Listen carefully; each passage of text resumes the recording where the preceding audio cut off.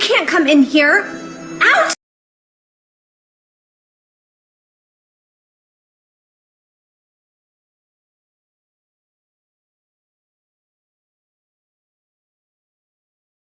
That just one cup can help lower blood.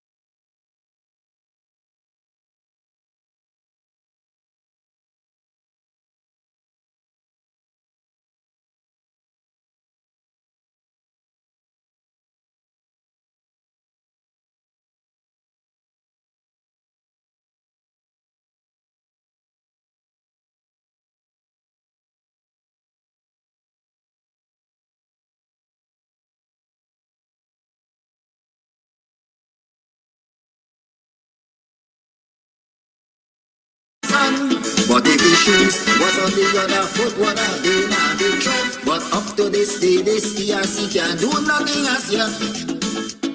How come it's only black people committing cybercrime?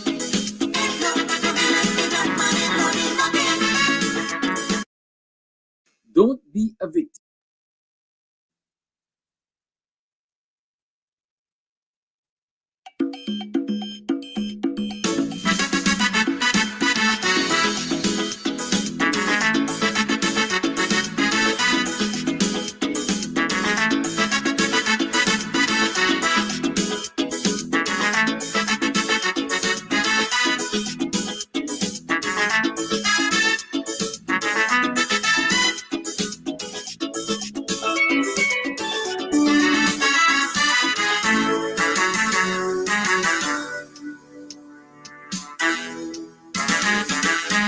Sit down at home, decided to watch some TV, listening to the news by Gordon Mosley.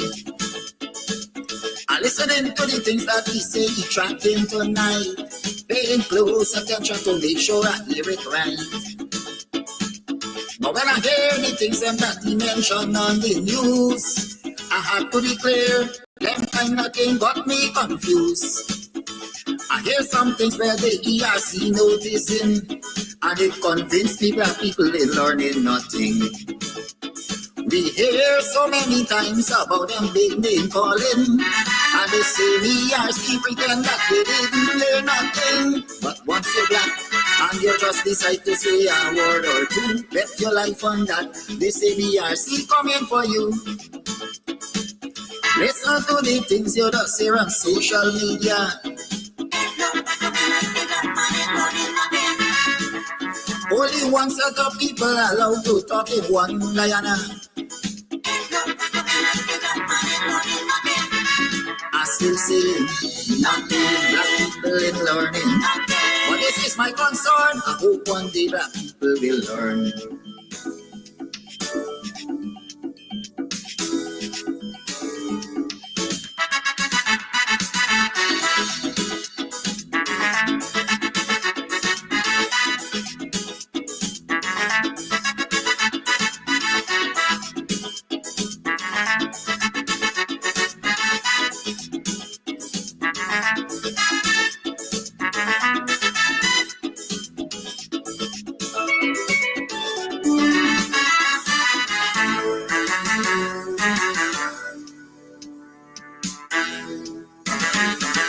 Something about this ERC that I would like to know.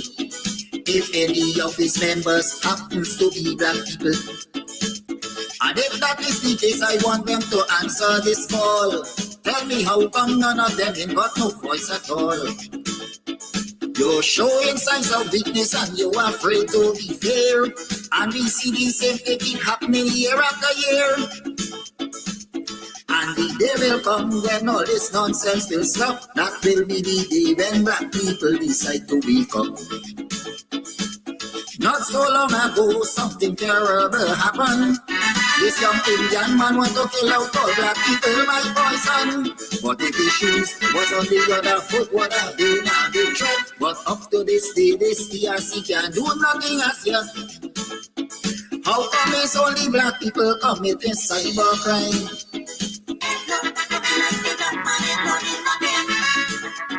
When pretty on social media fussing people all the time. I still saying black people in learning. But one day will come when the entire table will turn.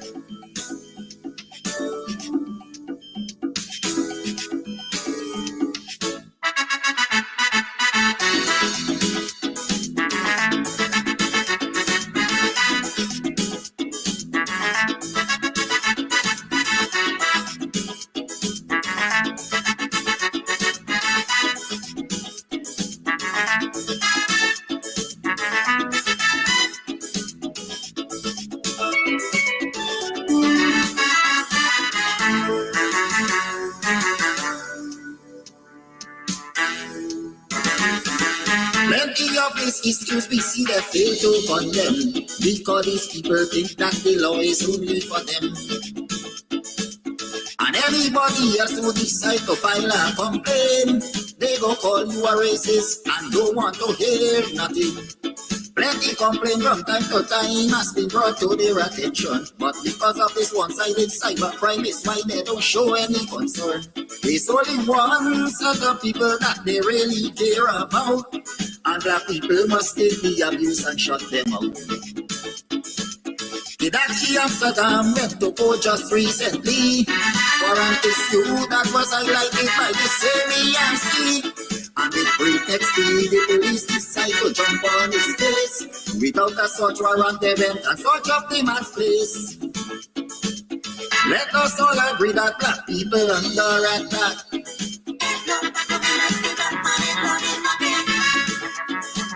Different laws for you and me just because we black. I still singing black people in London. To all my black friends, we must put a stop to all this nonsense.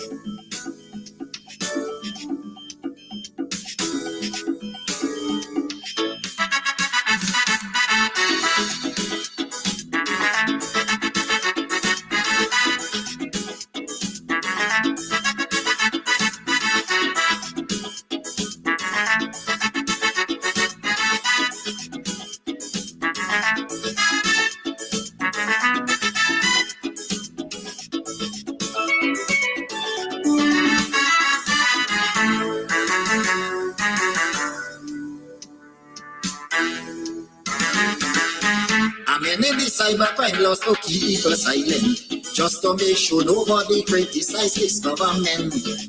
And And while that is a very clear case of dictatorship, it is no surprise that the ERC ignoring it. Why only the chosen few is allowed to have things their way, when people like me and you must have nothing to say? And when ministers in the government start to launch their attack, you never hear this ERC come out and talk about that. They send a policeman all the way to New York. This fella went up there to serve a customer man with forward. Under this sin, this government decide to fabricate a case, but like they forget the warning they get from Latisha James. The vice president described that he use a shallow life. Because of this kind of abuse, he don't have a wife. I still singing, black people in learning. Just the other day, I hope your man see help is on the way.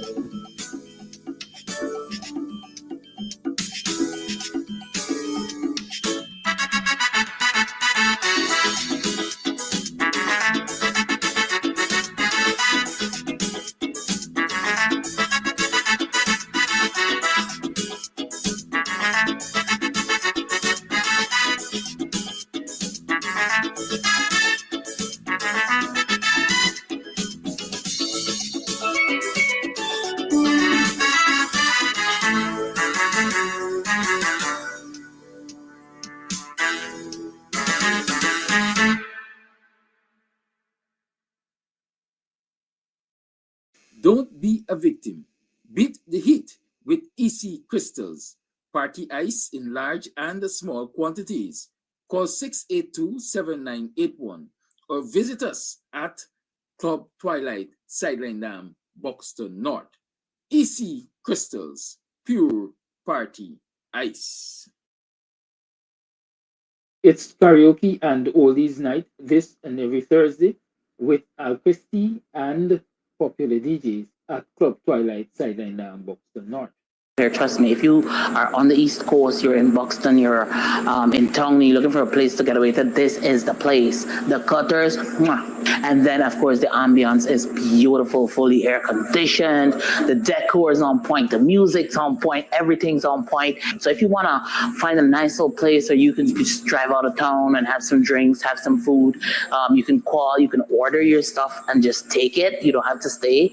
Or if you want to stay here, that's what's up. And of course they have special events for Valentine's. You can rent a hall. You can rent a hall, honey. You can rent a hall for weddings, for birthday parties, to have a bash. I hope he edits that out. But you know, whatever it is, this is definitely the place to be. So it's on Sideline Dam. You definitely want to ensure that you check this place out. But it's on your to-do list. All right, on your to-do list. This is definitely the place to check out, you know, a really cool, chill spot here in Buxton. I like this. This is Buxton needed this. We needed this. I needed this. You definitely needed too. Stop running around like headless chicken. Go to Ashton's marketplace for whole and cut chicken, beef, pork, processed meats like bacon, beef franks, smoked ham, ground pork, calabresa, and lots more. Ashton's offers wholesale and retail. Check them out. Call 613-2332 or WhatsApp 434-327-3955. Ashton's Marketplace at 72 Rob Street, Border. All right, so today we are here at Club Twilight up in Buxton, and we are here to talk about all that's going on up here. Trust me, if you are on the East Coast, you're in Buxton, you're in Tongue, you're looking for a place to get away to, this is the place. The Cutters, mwah. Listen, I'll be having some just now again. We'll talk about that. And then, of course, the ambience is beautiful, fully air conditioned. The decor is on point. The music's on point. Everything's on point. It's just me. I need some work, but everything else that belongs to this club here is on point. So if you want to find a nice little place where you can just drive out of town and have some drinks, have some food, you can call, you can order your stuff and just take it. You don't have to stay. Or if you want to stay here, that's what's up. And of course, they have special events for Valentine's. You can rent a hall. You can rent a hall, honey. You can rent a hall for weddings, for birthday parties, to have a bash. I hope he edits that out. But you know, whatever it is, this is definitely the place to be. So it's on Sideline Dam. You definitely want to ensure that you check this place out. But it's on your to-do list. All right, on your to-do list. This is definitely the place to check out, you know, a really cool, chill spot here in Buxton. I like this. Buxton needed this. We needed this. I needed this. You definitely needed too. Thank you. All right, so you might be wondering where we are, still in Buxton at Club Twilight. That's where we are. So Club Twilight also has like an Airbnb as well. So you could come, drink, drunk, and come in the back here and lie down. Look at that. Look at that. Perfection. And the people come in the room and so on. The bed sheet matching the blind, matching the carpet, matching the this, matching the that. We know but we things in Buxton don't play with we. So definitely if you want to come and you know you may be having a wedding or whatever and you just want to overnight and just have a good time because you're gonna be drunk. We got too much road accidents. So you definitely want to come, drink, have a good time. They have several rooms that you can rent. You have your toilet, you have your bath, you have your sink, you have your dining area, you have the bed. This is nice. I like it. Anyways, to my friends and my family, if you're looking for me, I'll be overnighting. Also for those persons who are traveling in from overseas, you want a nice, cozy place out of town, then Club Twilight, call them up, look them up on social media. They have their own Facebook page, and ensure that you come up the side and have a good time. Have a good time. Have a good time. I'm sorry. That's it. You can get meat anywhere, but for the best cuts of chicken, beef, pork, mutton, and lots more, check out T&W Harris Butcher Shop, located in the East Rheinveld Market Meat Section. Call us on 609-7168, 641-4494. Ask for Rastaman.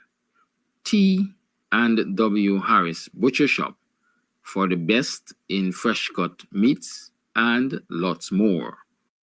Planning a party? Worry no more. We have all the supplies you need. At EC Party Rentals, we have folding chairs, folding tables, square tables, round tables, long tables, short tables, big tables.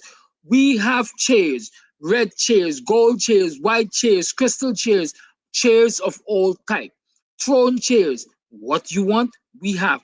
Food warmers, coolers, ice, beverages. At EC Party Rentals, we have what you need to have a good time. You plan the party, we do the work.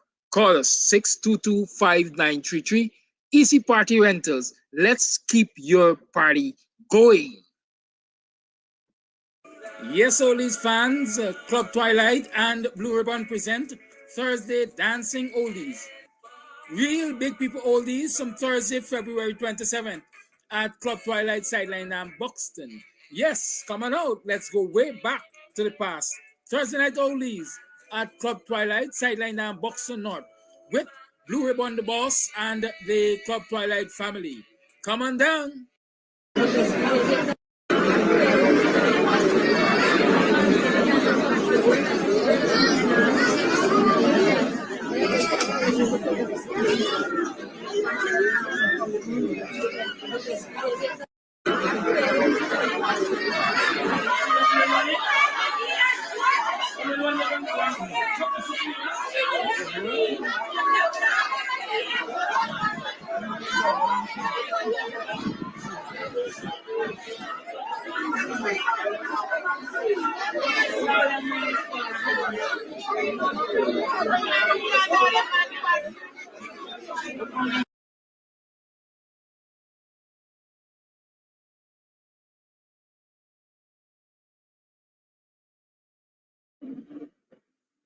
Are looking cute, see?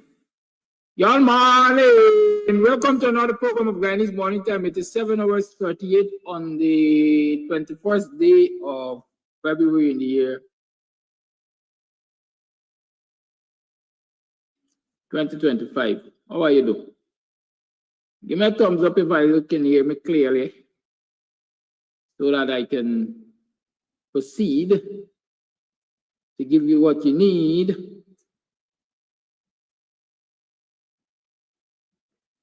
Can you hear me and can you hear me clearly? Yes, I verified for myself. Sorry, I will my answers. All right.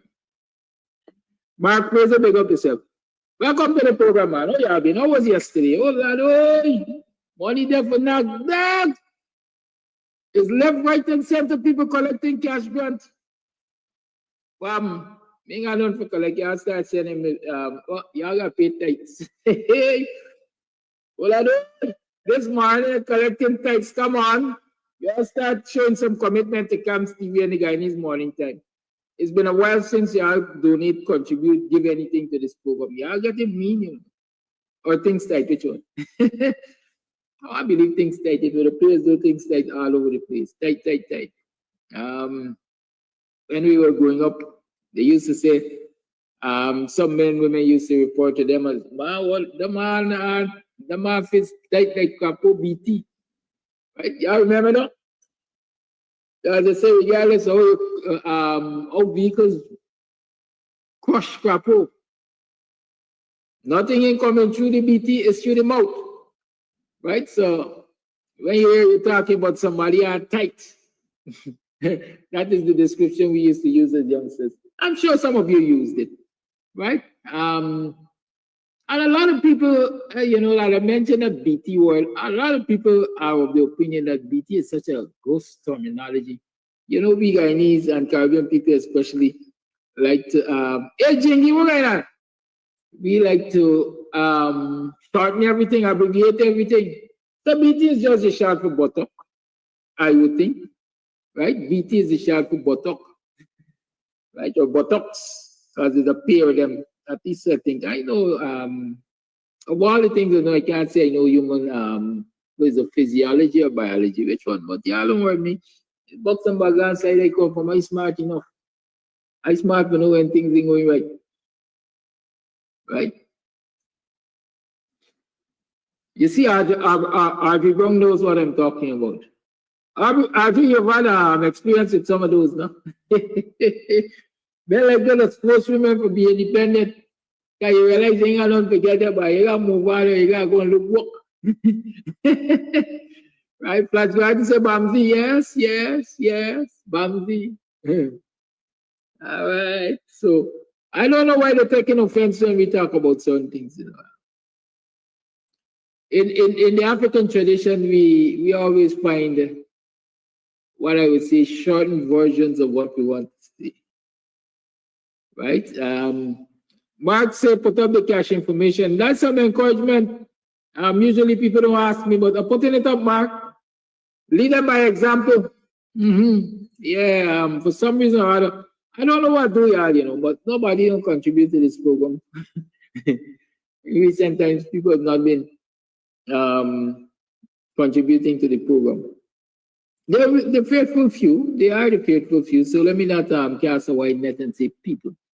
They are the faithful few, and I really appreciate the efforts of those faithful few. And when I say few, the few, it comes from one hand, right? So y'all need to do better. Y'all need to do better. We're going down to an election season. Y'all gonna want to see me do this and do that and go here and go there and so on. How do you think these things are achieved? They need resources and things like so. Unless you provide resources, y'all don't demand too much from me. Too much is given, much is expected, and so to whom little is given. Well, I don't. To whom little is given, little should be expected. But I'm committed to this cause, and so regardless of how much you give, I will always do my best. But that doesn't mean you should take it for granted and don't give. So yeah, I start putting some money in the cash app because there we got MMG. if you know anything about those things and you want to send me contributions via the money transfer agencies, somebody's at my gate, you know.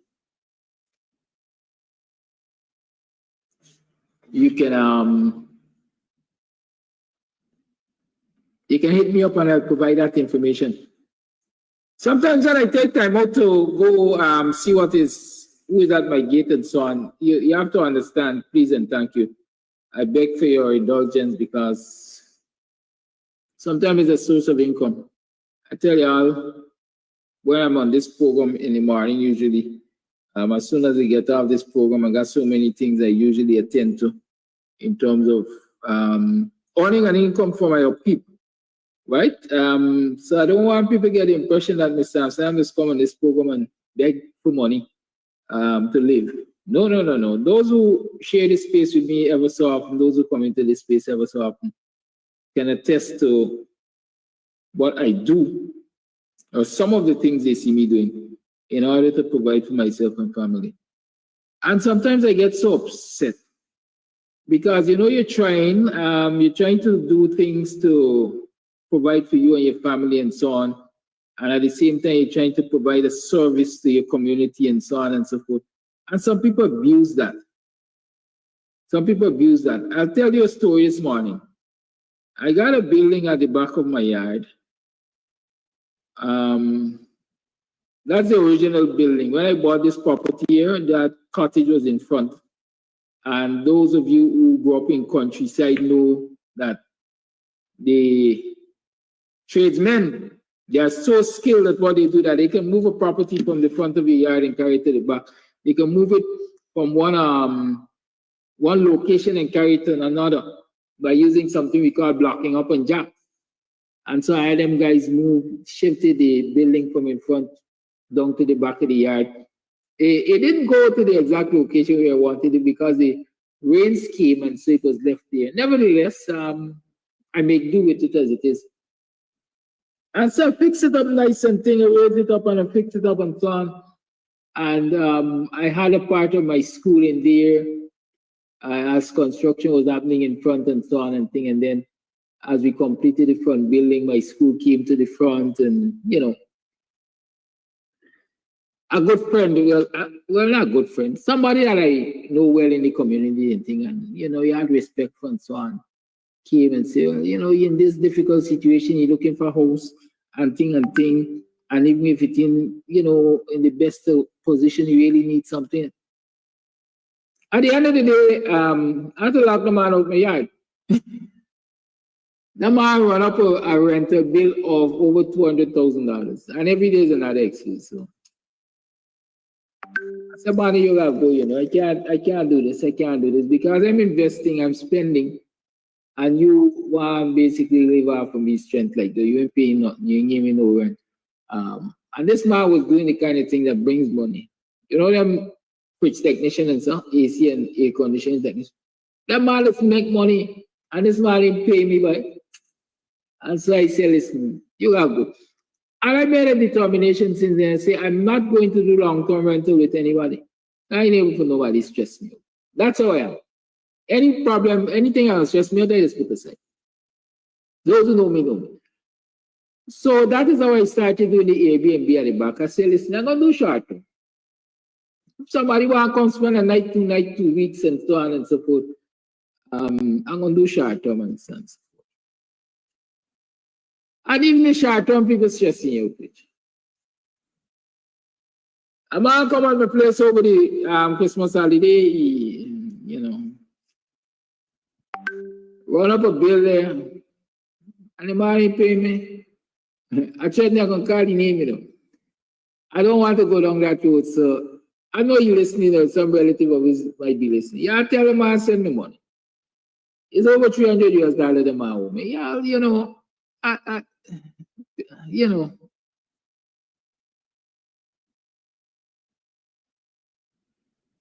Right?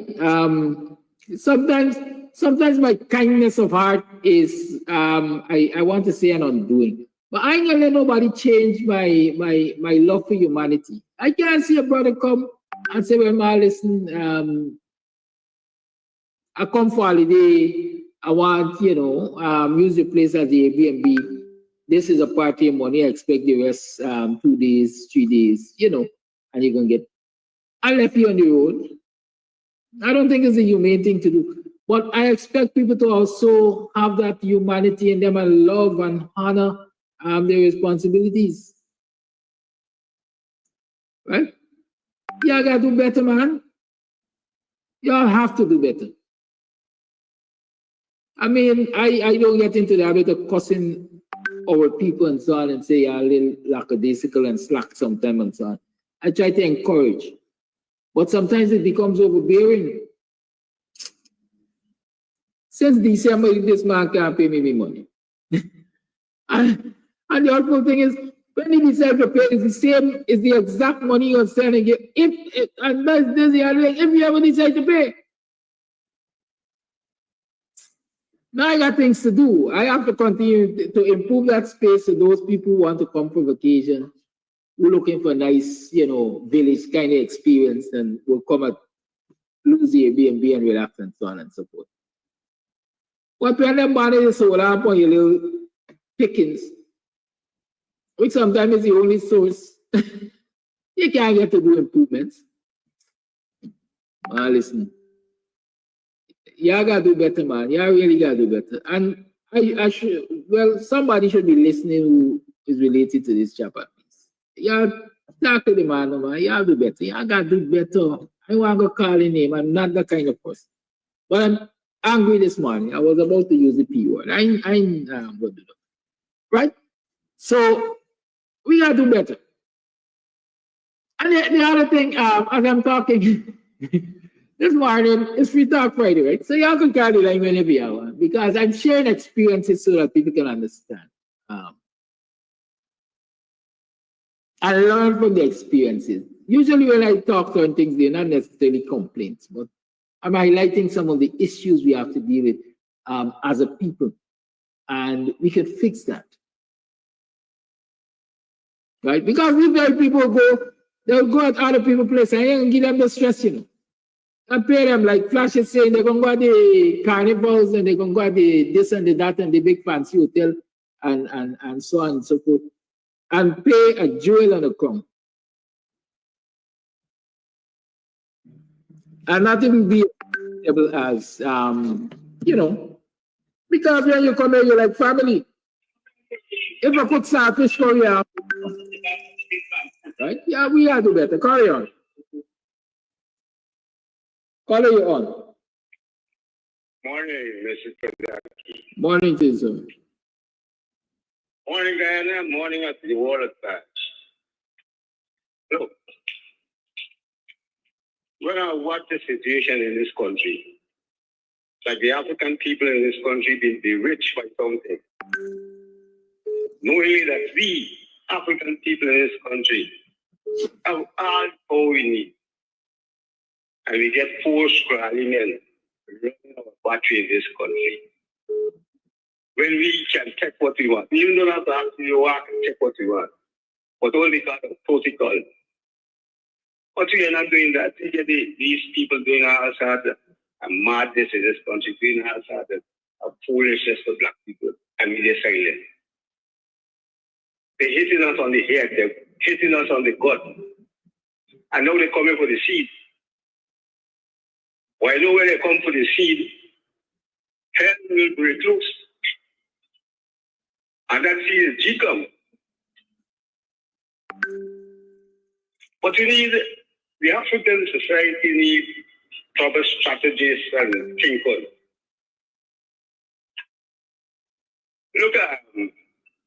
Look, we have a monopoly. The businessmen, they get a monopoly in this country. Where they control the whole system.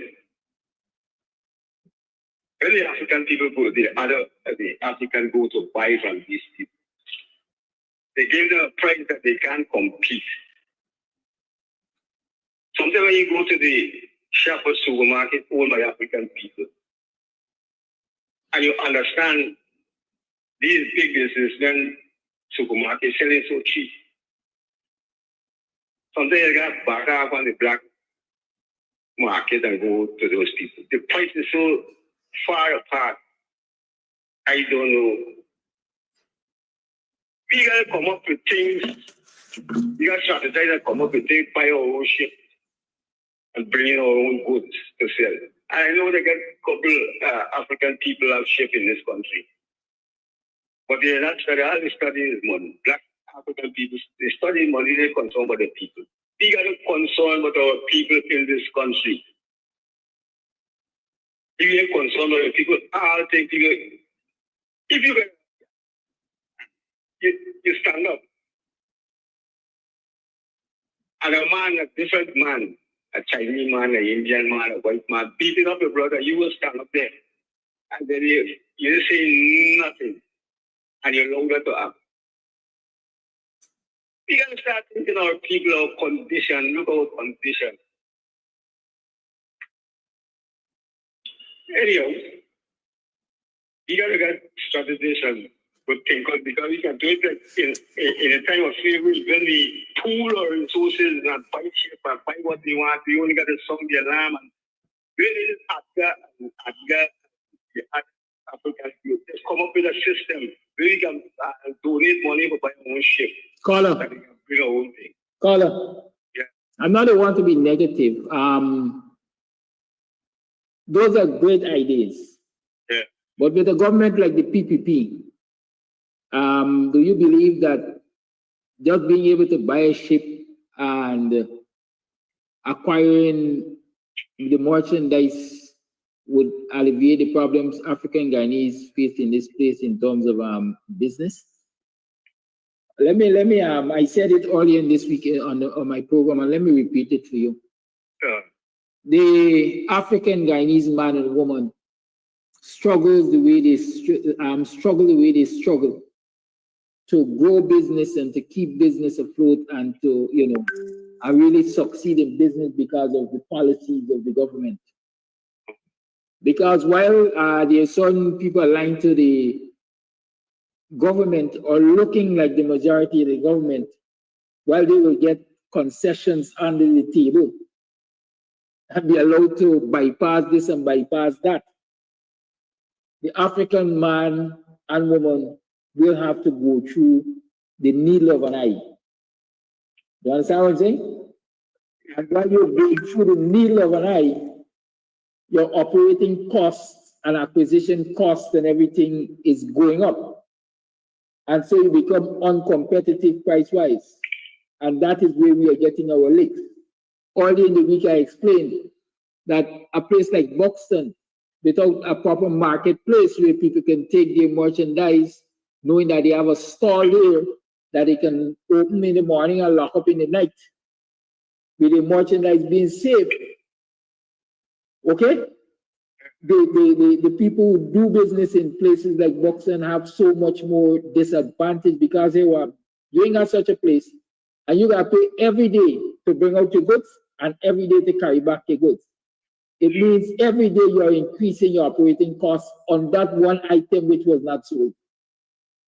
And so your price is going to be 2 times, 3 times, sometimes time and a half higher than communities like Monrepo and Lusignan, where they got market with stores where they can bring out the thing or bring it in one time and lock it up until it is sold.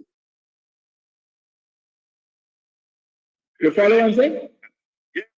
So I love the idea. I always believe that we African Guyanese, we have to pool our resources, the wheelbarrow principle, and we have to build malls in Buxton and malls in BV and so on and so forth, even as a community effort.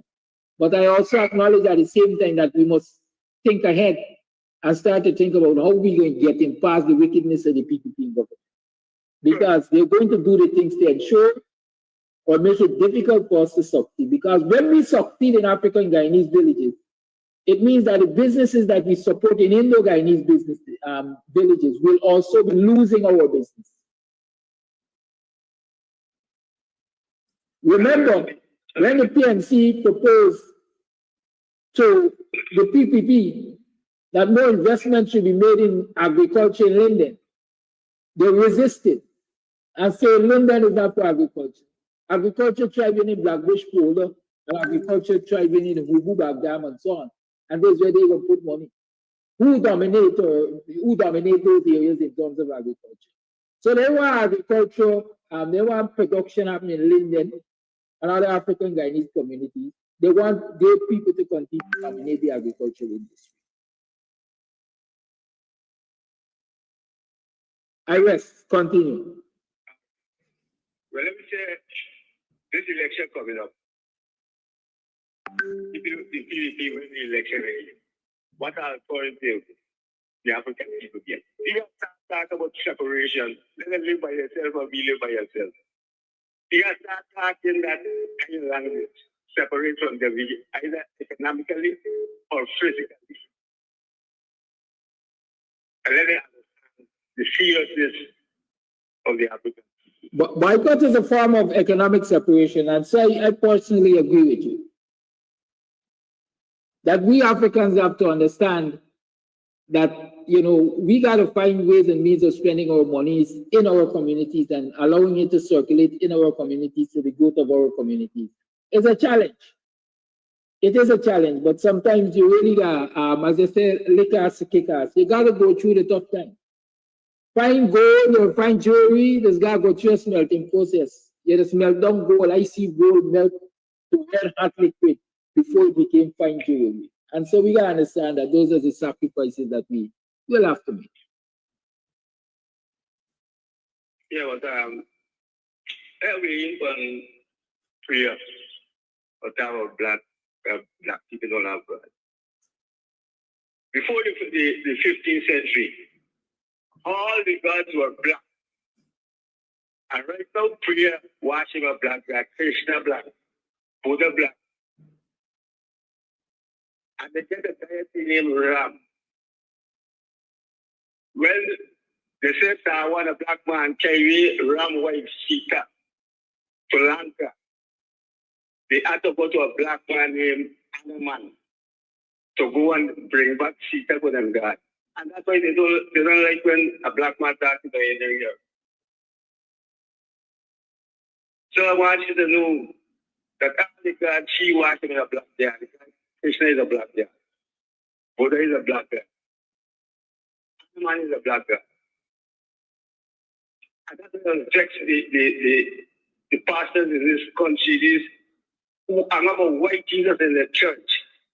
When you see white people and see their God. I don't know if the amount of information they would know.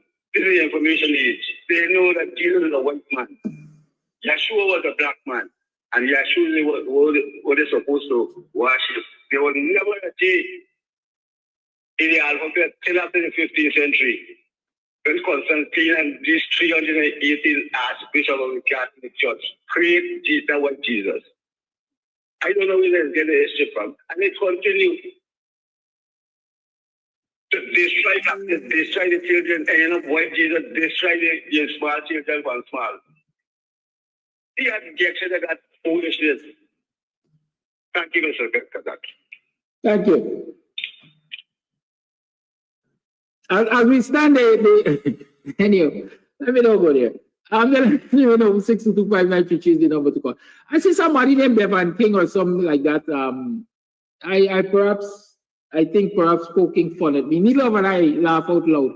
I have a needle. Yeah, we sometimes we, you know, we invert things. In a country might type 624 when you intended to type 426. It's called an error of commission. It's an error. Right? So me saying Neela Varai, at least those who are learned will understand that I really needed to say I have a needle. And the fact that I can reference Neela Varai indicates that I damn well know it is I have a needle. So I know Dunce Bevan King, so I know what you're talking about. But you're attacking my racial ugly face. Chap, I am so proud of this face. And a lot of other people are proud of this face and like this face. And I would advise you, if you really want to ugly, sit and talk with your female relatives. Call up your life. Good morning to you and all my black brothers and sisters in Guyana Happy Friday. Happy Friday. ERC week for Flat Garden. Are you still there? Yes, Flash. Okay, good. Flash, wait. Since you're going to address the ERC, let me caution you, and this is in jest. Let me caution you, this is in jest because I've been accused by the ERC of making racially biased statements, making xenophobic statements, making ethnically and religiously prejudiced statements, making disparaging remarks about the Chinese nationals, racial stereotyping, and criminality and unethical accusations regarding success of Indian business owners. Not to mention that they say I am racially divisive in my statements. You hear me? That is 7 charges. 7 charges the ERC got for me. So continue. Go right ahead. Don't be daunted.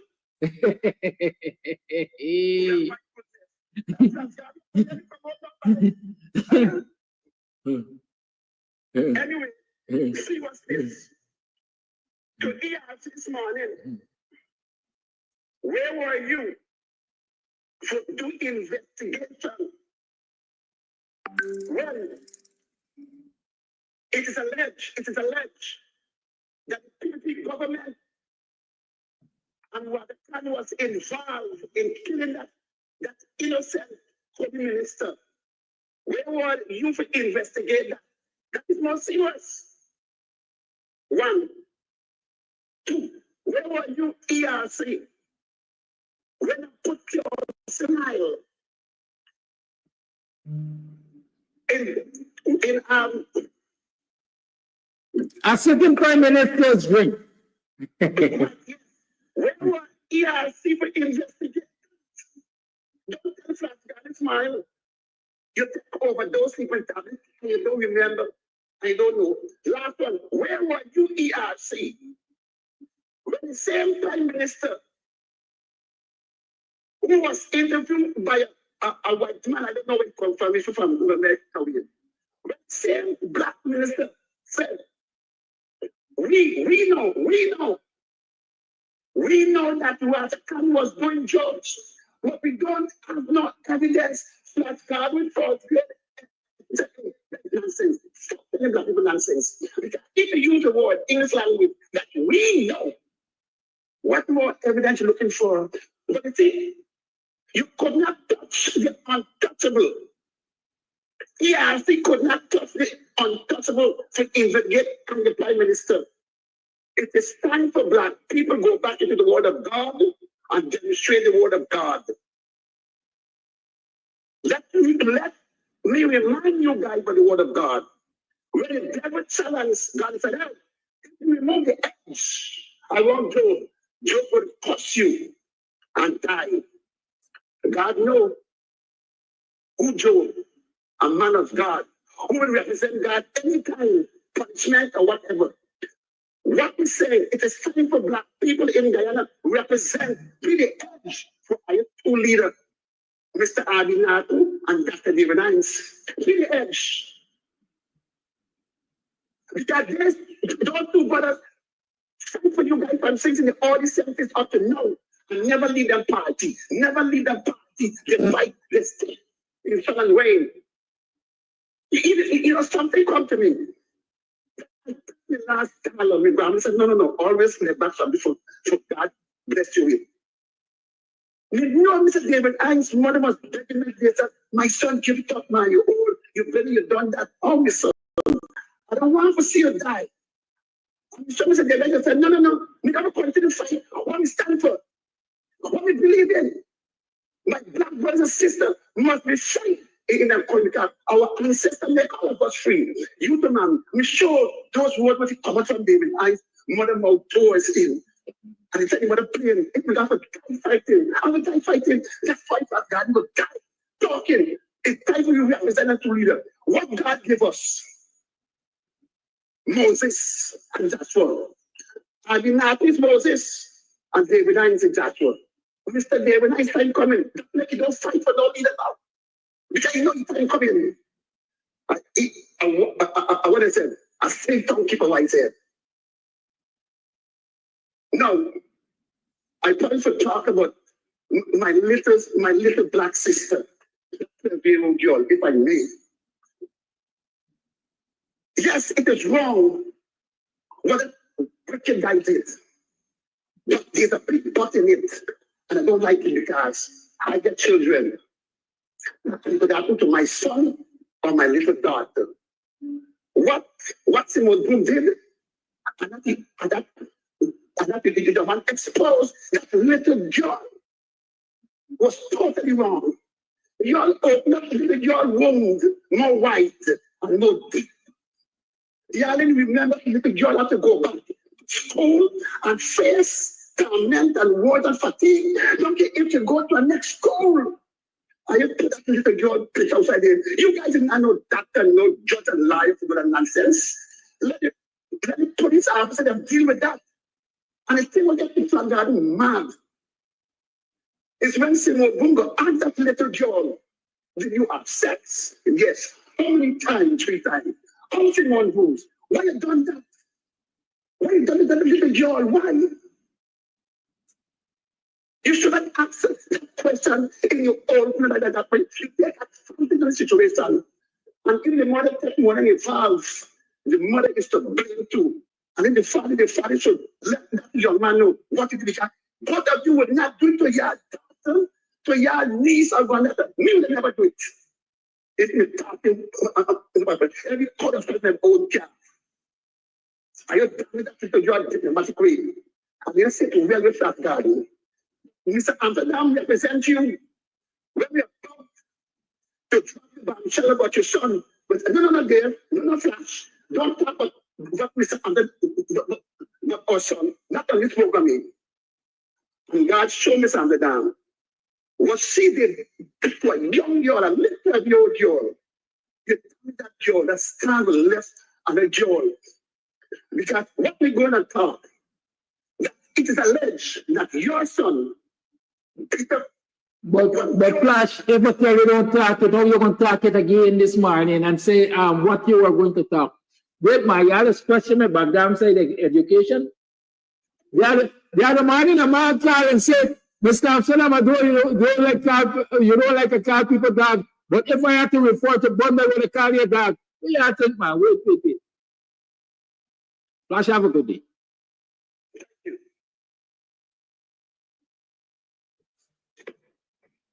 That because the other aliens come in and I just start getting you and think, my friends will call me an English police. I understand the English language very well.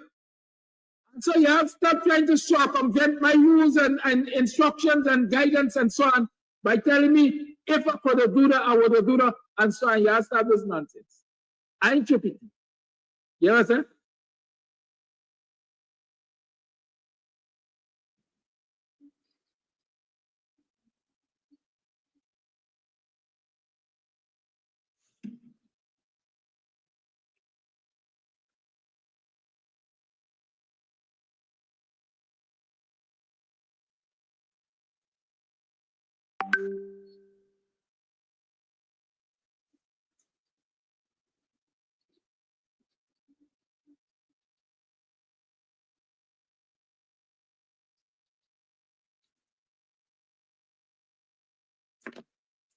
Yes, I was saying, I agree with the sentiments of flashcard.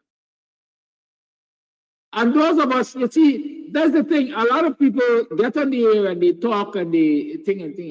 But it's not everybody who will be before a camera or got access to a platform understand the tenets of journalism. You don't publish the name of a minor. You don't publish the photograph of a minor.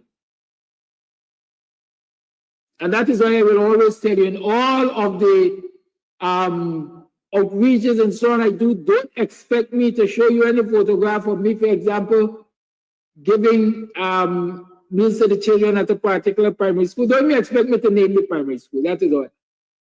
Because I understand. I've been so trained. But a lot of our people, a lot of our social media, quote unquote, influencers and so on, don't necessarily have that training, and some of them don't necessarily exhibit wisdom. over exuberance. The Jamaican singer say, me do it for the like, me not do it for the love, or me do it for the love, me not do it for the like. A lot of people, when they address certain issues, they address it in a way that will bring attention to themselves and bring likes. That is not the way it should be dealt with. It shouldn't be dealt with like that. It should be dealt with in a manner that will educate and illuminate, bring light to the situation. And so I respect Simona Booms for all of her activism and so on. But she lapsed on that one. She lapsed on it. All of that interrogation that was going on in the program wasn't necessary. And I can speak because I actually listened to it. It wasn't necessary. Let the police and the counselors and the social service, let them do that kind of interrogation. Put pressure on them through the program. But you don't necessarily have to have the child involved in these quote-unquote intimate ways on the program to get the message across. And so, yes, sometimes that which is meant for good turns out to do further damage. And I think in this situation, a lot of that has happened. I see Vinya Prasad, she suddenly awoke. And she made a statement, I think last evening or sometime, against publishing of, you know, that kind of information of victims and so on and so forth. Hooray! But where is Vinya Prasad? Or where was Vinya Prasad when all of the violations are taking place against our children, even by people within our political space? You're not hearing her on that. But Simona gave her an opportunity to lash out, and that she did. We gotta do better. That's all I will say. We gotta do better. We gotta do better. And like Flash said, sometimes we just have to, sometimes we ain't gotta get no training, you know. We just have to put ourselves in the position of somebody else. Like I usually say, one of my biggest guidance in life is do unto others as you will have them do unto you. I got another one too. If you get seed laugh goody, man, because you know if you're gonna get goody and people gonna laugh, right? And if you do unto others what you expect them to do unto you, do it first. Well, I know it's 15. You tune to it's 50 minutes past 8 o'clock on the 21st of February in the year 2024. You tune to the Guyanese Morning Time. I am your host, Kidaki Amsterdam. You have a voice note. Let's play. Good morning, Mr. Amsterdam. Happy Friday. Continue the good work that you're doing. It edifies me a lot because if it wasn't for your program, I would not have known all the things that is occurring in my homeland. Good morning, Mr. Amsterdam. James Bond is an educated Black man, but he's a total embarrassment to himself. Yes, he's a total embarrassment to himself. How could he stoop so low? Low as going into the garbage. Low as going into the garbage for the PPP. And not even thinking about his own people. Listen. Don't worry your head, people in Guyana, about James Bond. If he's an embarrassment to himself, he's an embarrassment to himself. You know, if you all come here every morning and talk about James Bond, you are giving him relevance, right? Some things you just got to swat and move on like flies. You swat and you move on. I don't know why you all still talking about James Bond every morning. Old people say targets last a week, no? Or a week and a day, which one? Why are they this talk though? Because I'm inviting the ERC to pay attention to this talk that I am going to be playing just now for you. Let's take this call first. Call it on. Yeah, good morning, and good morning to all of Guyana. You heard me? Yes, we are. Okay. This is for Barry Jack deal.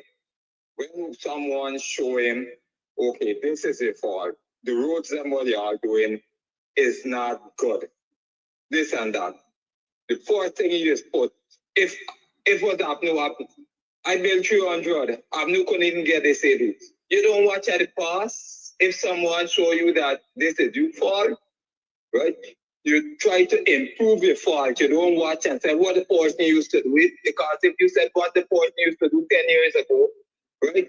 You're going to do worse because you ain't watching at your mistake. You're watching at, oh, that man do that all the time. So I could do it. So you cannot get it right. So we see now with the road work, we Lambase in jail is what he achieved because he always saying, I'm not going to get this done. Watch how much road I do. Watch this I do. I do this, right? And you're watching for see the fault that's in front of him. He's not watching for see the fault. This man sounds so dumb when I add. I was listening if when Sherry Duncan at that times put it for their program just for the press conference. It sounds so foolish that I want to know if he real or he mock. Because I can't understand. Even yesterday, with critics asking me a question about Mohammed, right? It's simple. Mohammed under sanction. Really? Run for election. He could run. Is the idea yes or no? Right? You're going to say people will lose, visa going to get taken away and these things. What sense it make? Right? There's not why I ask you if it's right that Mohammed gets sanctioned and could run for presidency. Mohammed never see running, but he just doing outreaching and they're getting confused by seeing the popularity that we pull in Blackbush. You see, Carla, let me step in here and explain this to you. And I always tell people this. I got no respect for Jag. But I always say Jagdi and Woyi are perhaps the two best politicians in this country. They banner ain't got no qualms about doing what got to be done to maintain or retain political power. And what Jagdi exhibited there yesterday in reference to Mohammed and the quote-unquote innuendo, let me say innuendo, that people could be sanctioned just like Mohammed for dealing with him and so on. It's what we call fear-mongering. The PPP has always engaged in fear-mongering in the Indo-Guyanese community.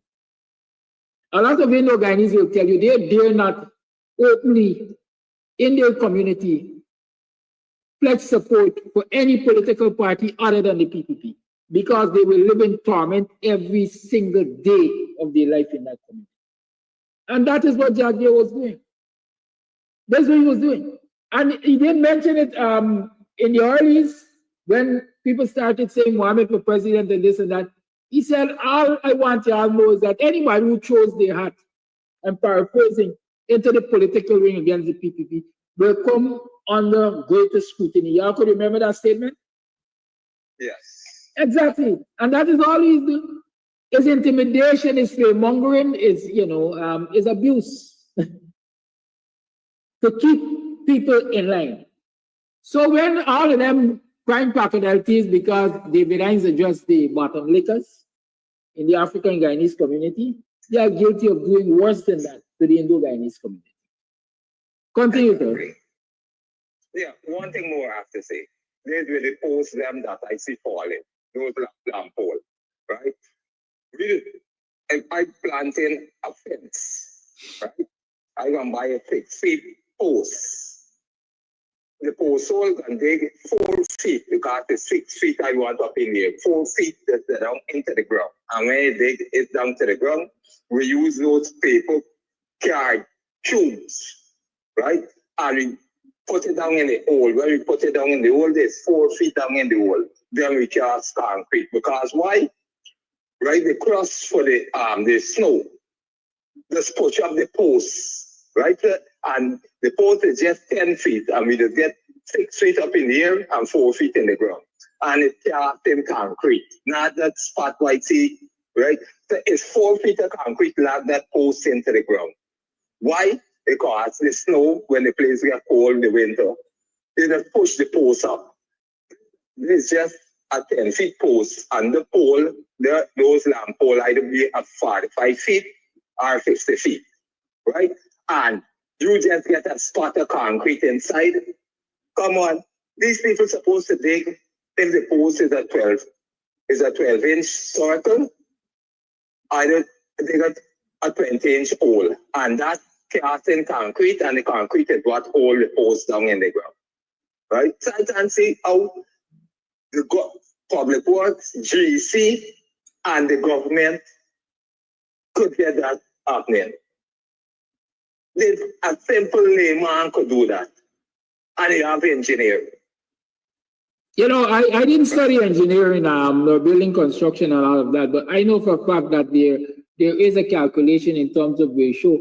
If you're going to have anything standing at X height, then you have to have so many feet below, right?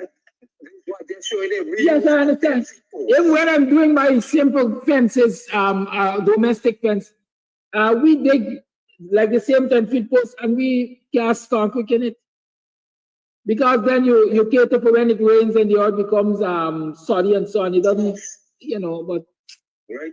What do you got from there? The 4 feet one day in the post slacking it around from at the bottom to the top.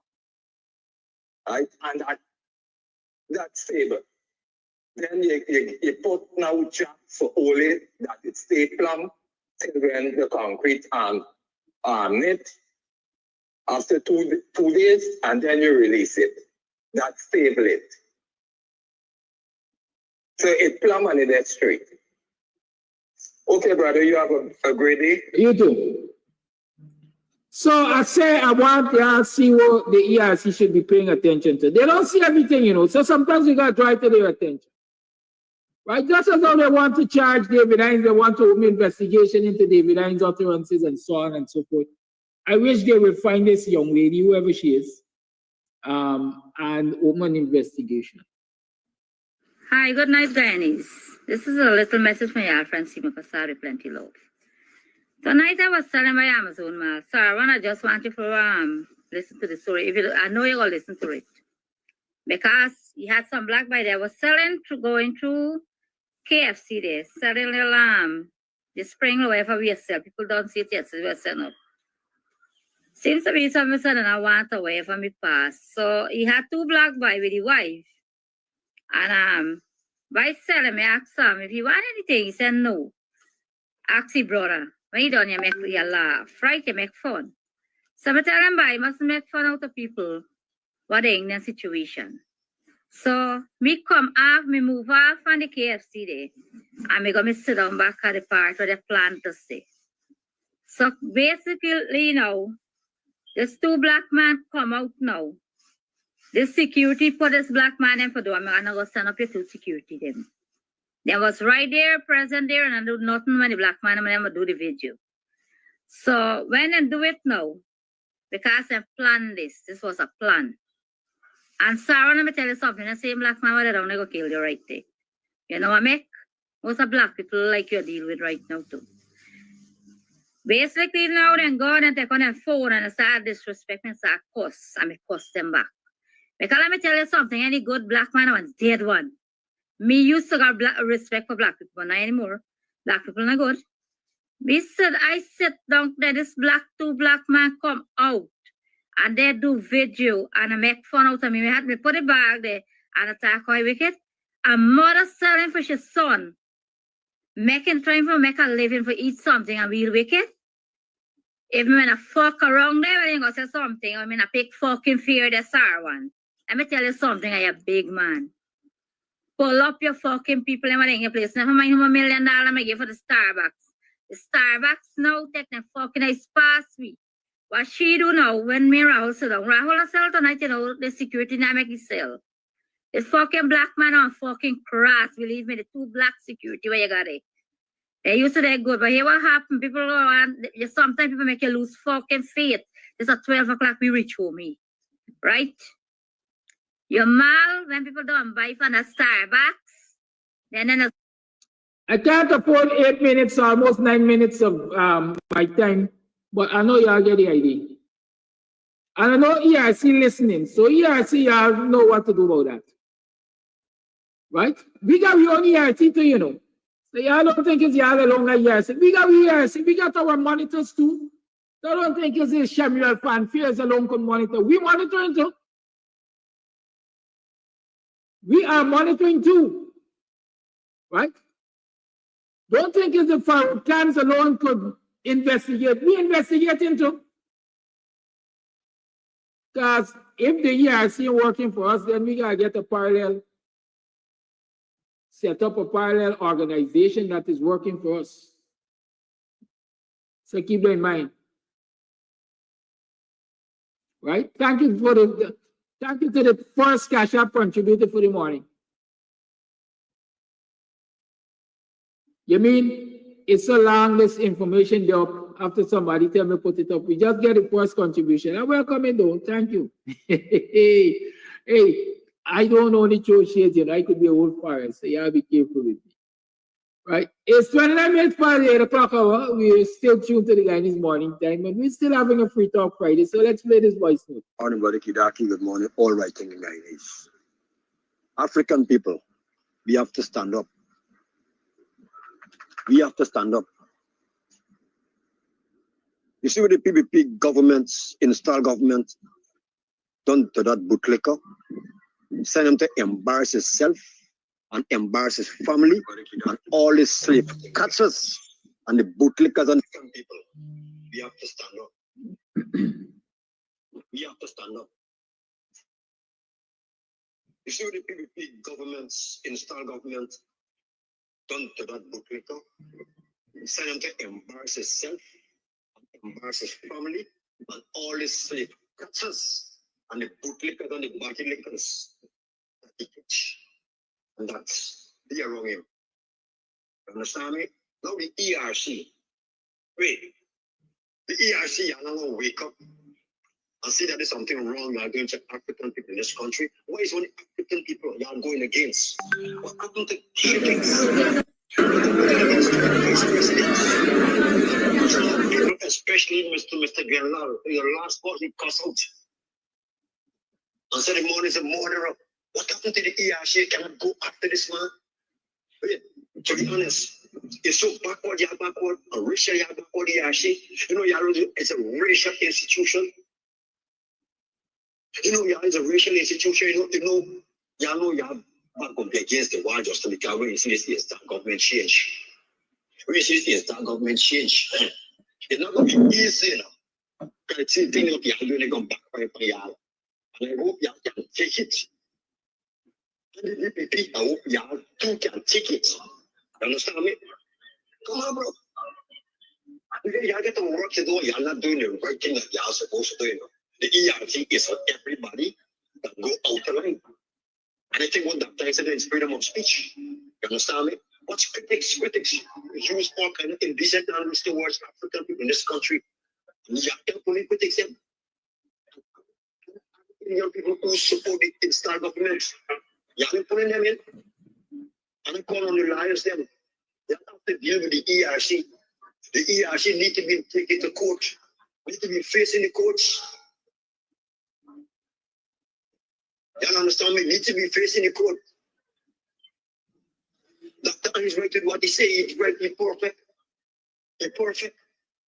What he say? He is a bootlicker. He is a slave catcher. And to then I'm still hearing something on workshop, but then I'm still listen. The people that get to work in the Namsel is PPP bootlickers.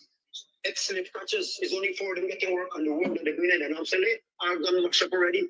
And they share small contract they're getting in the Namsel, they share small contracts, like $6 million on when they get the contracts. They have to hire Indian people, equipment them, they don't have no equipment. The government is empowering black people with no equipment. The Indian people that they empower not black people. So black people getting crumbs again. The slave catchers they getting crumbs, James Bond. You're going on catching slave for the PPP. Oh, you know the Namsel all getting contract, you know what's going on. You is a slave catcher. But the slave catcher in the Namsel can't catch no more slave no more. You can't catch no more. We got everybody just imagine you have a project at the community center right now. The project, if you see this project, one of the most worst project, the slave catching in the Namsel got, Jordan. One of the most worst project doing right now, the slave catcher. And you got nobody working with him from the Namsel, bring people from out of the village. 3-4 years working out here, so he can't get no other slave. He go to people for work, and instead of not working with the guy, he robbed them tremendously. The local government election, so he can't get no other slave in the Namsel. So all those people working with the people, the PPP, they sign out to them. They sign with them because you're not giving no black people work without you're working for them and you're voting for them. Come on, bro. Don't get stupid. You embarrass yourself on your family on that lunch program, on work program, you embarrass yourself. You look like a client, you use not to know no lie. I want to wish client to the sketch. Who does represent as lying? James, you're a disgrace to Guyana. You're a disgrace to African people. You're a disgrace to African people, bro. Look at those programs, see how small you look like a client. You look like one of the most dumbest lies in this country. Look at you, your question was proposed to you, and you ask him a question out of line. You ask him a question, you ask him a question. This is what kind of lie. This is one of the most backward lies they got in this country. You just take the house slave in the Namsel, y'all are relatives. Tell me to understand the house slave in the Namsel, Jordan, and you relate it very close to. So you see this thing in your DNA, in your DNA. Well, let's stop getting personal. The lines remain open 6225933 is the number to call. We got more voice notes to play. I tell you, there's a thin line between the public and the personal. I'd rather we deal with the public. Blessings and good morning, my brother, to you and our listeners. This is a call for the VP. Barrett Jagdeo, I know you can't win this election. When you demit office, if you ain't go to prison, go somewhere up in Mupinuni, build a little house up there and stay away from people because you're not nice. He's a liar, he's a conman, you're dishonest, it have no good things to say about you. So please, when you demit office, if you ain't go to jail, go up in Mupinuni, build a little hut up there and stay up there. Stay up there until God we're ready for you. Because you're trying to disgrace a whole country because of your racial apartheid policies. Karaki, I am out, my brother. Have a good weekend and be safe. Watch your back. Watch them fellas. Watch them.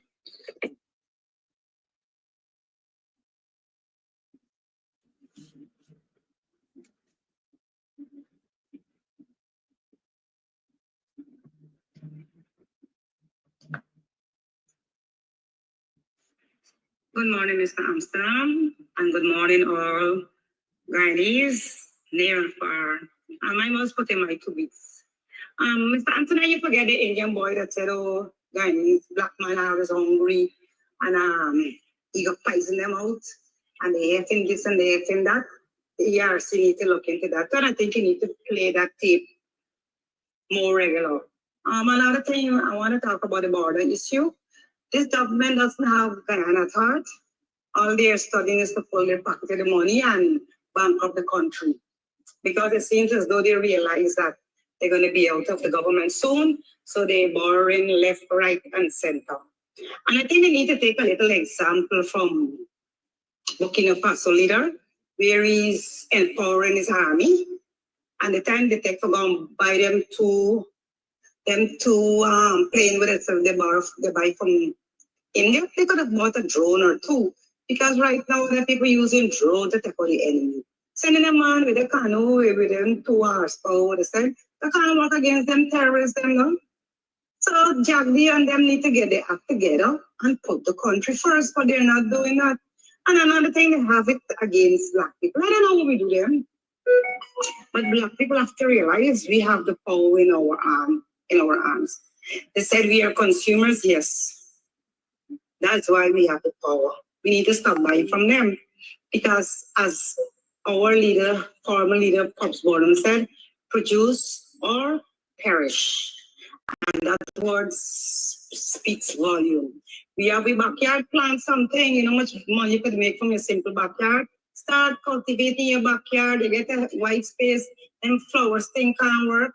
So if we start producing, and we bring our little produce into the market, in our community, you're going to see the effect what they're going to get from them other Indian sellers. Yes, they have the good Indians, but we got to start supporting our own, because they do support you. Because when you watch the market, they go and buy from their own. So the black people go all over like wild sheep. So we need to regroup and come again and stand with each other. Thank you. Thank you for that voice note.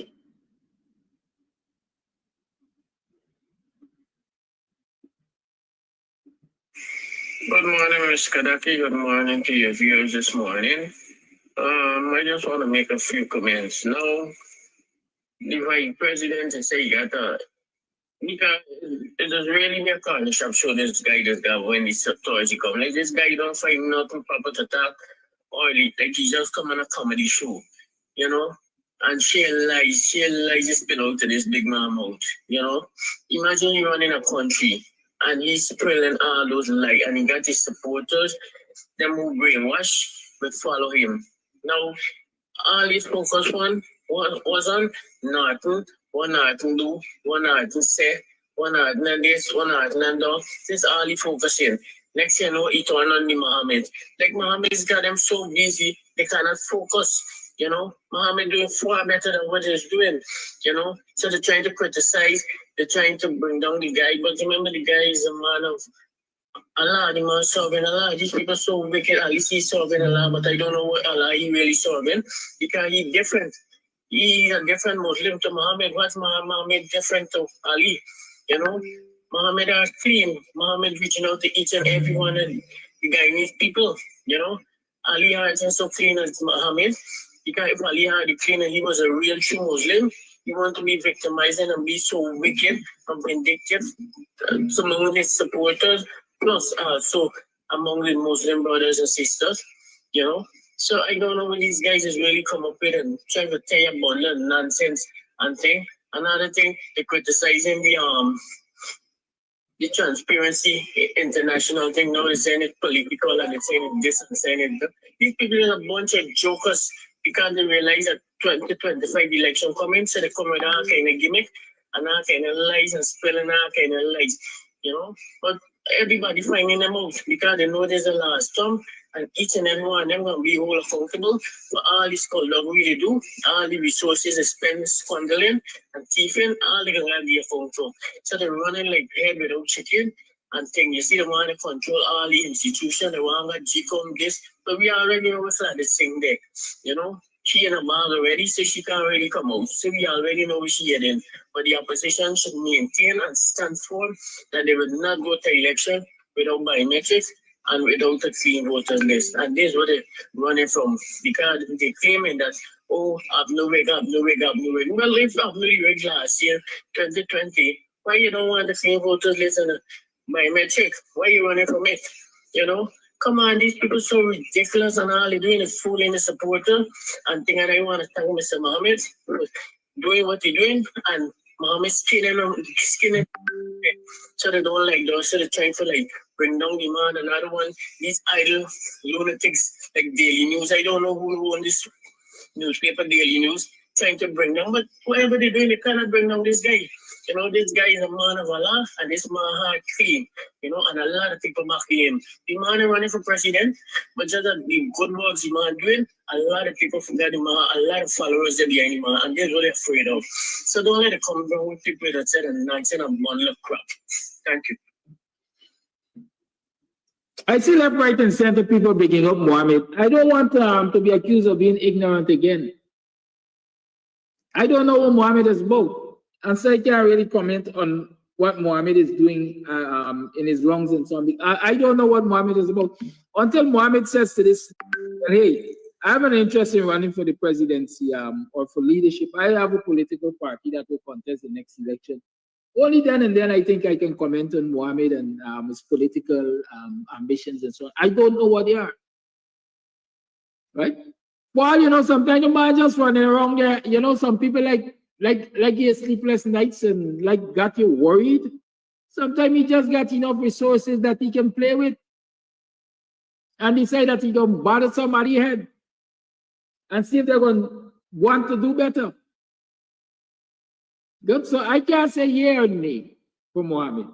I can't say anything where Mohammed is concerned in politics. But what I noted from the COSOC conference yesterday is that previously Jagdeo was unable to say who were the people sanctioned and if people were sanctioned and if visas were taken away and so on and so forth. But apparently because Mohammed visited Blackbush Polo, wherever he been, Jagdeo suddenly ain't got amnesia no more. He can indicate that, hey, people lost their visas and people got sanctions and you gotta be careful because if you are associated with them, you could suffer the same fate. You know? So we gotta watch these banners. Like I said, you gotta read not only on the line, but you gotta read in between the lines. And when people attack, people mustn't listen. So when, Jagdeo runs his mouth like verbal diarrhea on Thursdays, a lot of people make a big fuss out of what he says, but quite frankly, he doesn't say much. So I don't know why. But let's tell you on relevance. Call you on. Yeah, good morning. Good afternoon. I would like the guy.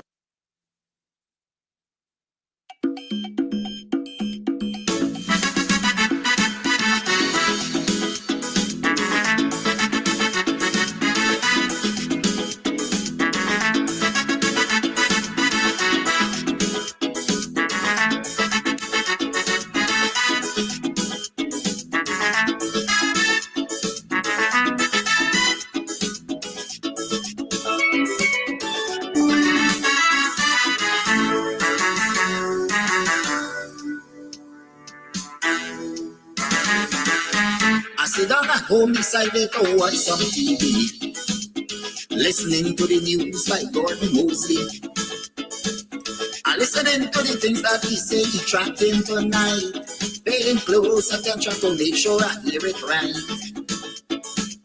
But when I hear the things that he mentioned on the news, I had to declare them kind of thing got me confused. I hear some things where the ERC noticing, and it convinced me that people ain't learning nothing. We hear so many times about them big name calling, and they say ERC pretend that they didn't learn nothing. But once you're black and you just decide to say a word or two, bet your life on that. They say ERC coming for you. Listen to the things you just hear on social media.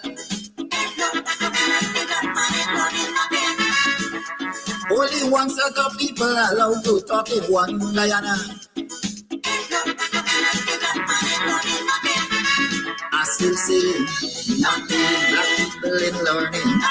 But this is my concern. I hope one day black people will learn.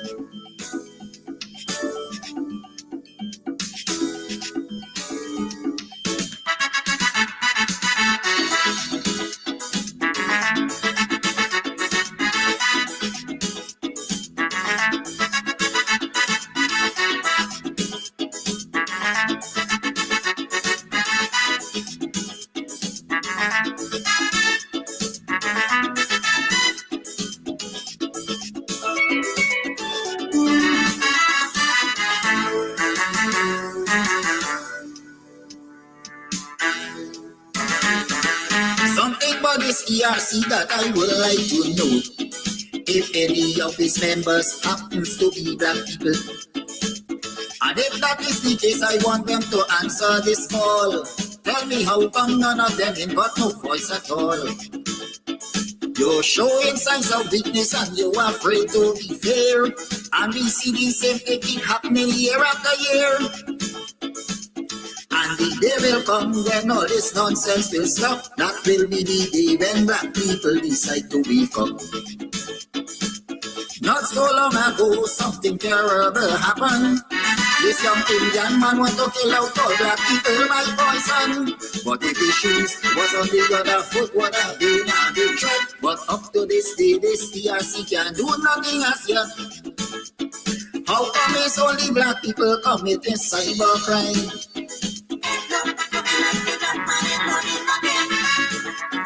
When pretty on social media, fussing people all the time. I still saying, black people in Lording. But one day will come when the entire table will turn.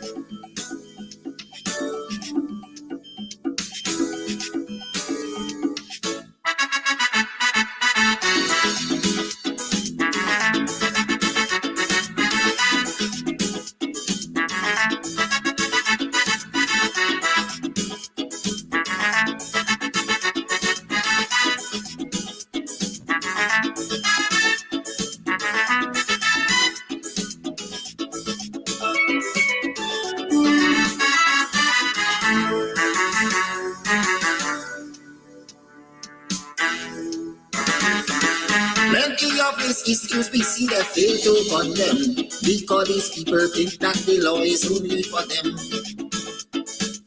And anybody else who decide to file a complaint, they go call you a racist and don't want to hear nothing. Plenty complaint from time to time has been brought to their attention, but because of this one-sided cybercrime, is why they don't show any concern.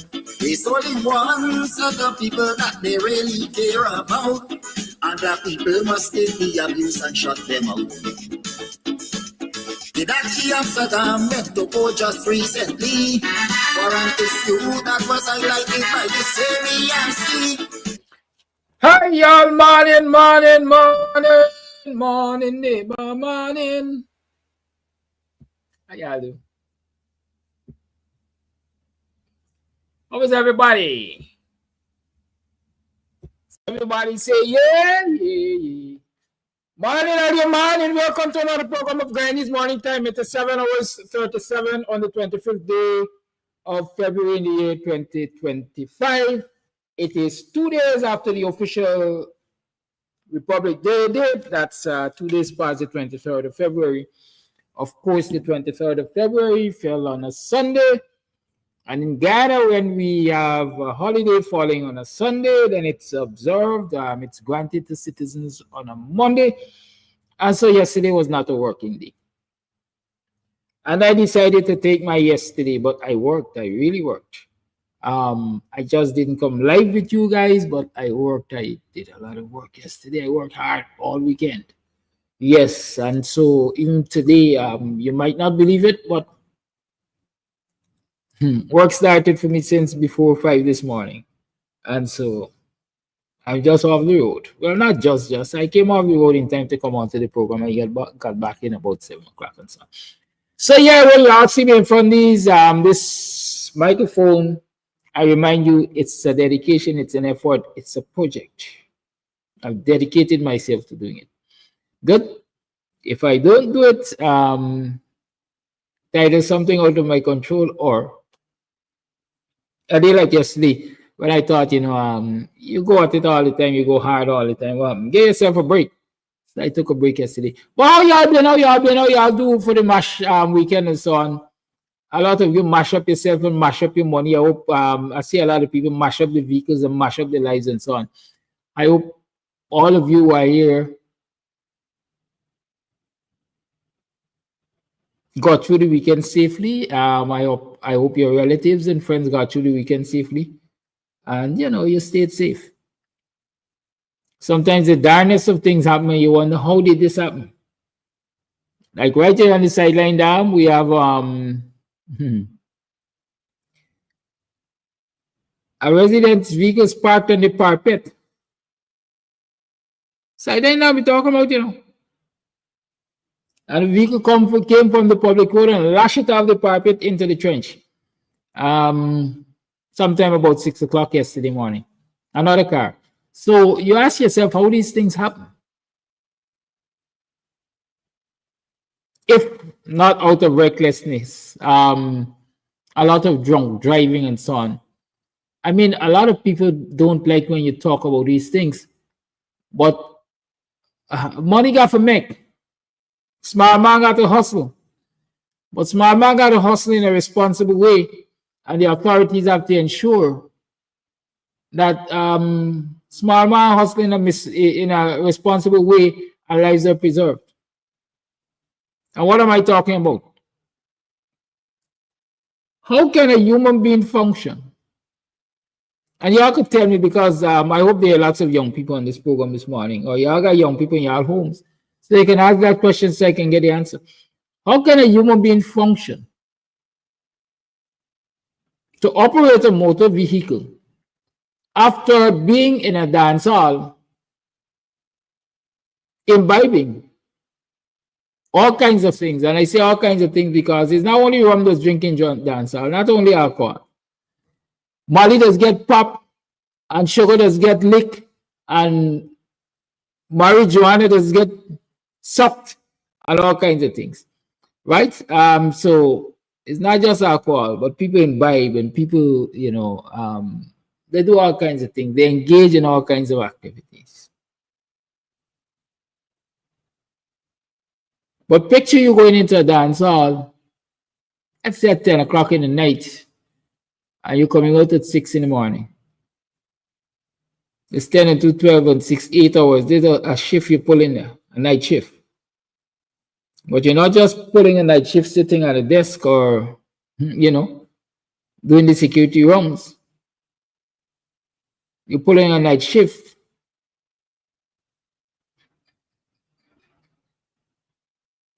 dulling your senses. You're using alcohol, you're using narcotics. Even if you're not using unit space, you're inhaling secondhand smoke and all of that. And so after 8 hours in a dancer, at least 8 hours, they may say, you come out and you get into a vehicle to operate it. What are the likely outcomes?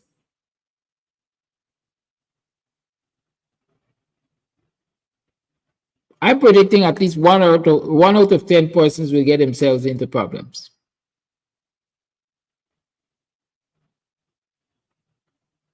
And so here what I think the police should be doing. First and foremost, let me reflect on the Ramjatan curfew, which said all dances and so on, clubs and so on, should be closed by 2 o'clock in the morning. I think that was the time Ramjatan had. I think that was reasonable. If you're 8 o'clock worker, you leave the party at 2, you get home by 3, you have 5 hours, well, not 5 hours, you got about 4 hours to rest and then go to work if you choose to go to work. But forget all of that. I think they should shut them down by 2 o'clock. Reasonable time. Why? Number one, it reduces the possibility of people going without rest for an extended long time, and then they operate a motor vehicle and they get themselves into problems because their senses are affected.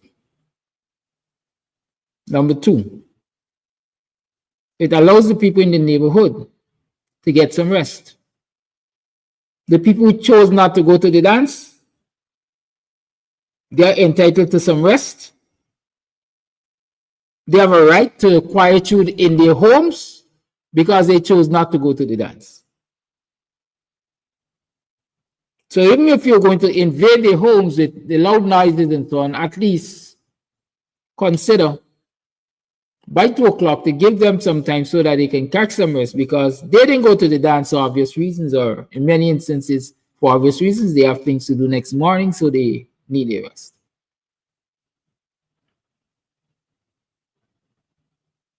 Number 3 for me, the longer people stay in one place, imbibing, among other things, the likelihood they're going to get themselves in problems with each other. Because alcohol has a debilitating effect, and somebody can lose their senses and do something stupid. Like take shot all night because I got 9s. Oh, you could take out your 9s and lick shot. I can take out my what is guns name? I don't know. My Uzi and lick shot. My AK and lick shot. My XR is a motorcycle, no? My XLR and lick shot. You know, and the foolishness goes on. The people in the neighborhood are affected even worse than those who are in the dance. Because the reality is, the people in the neighborhood didn't sign up for it, they didn't go to dance.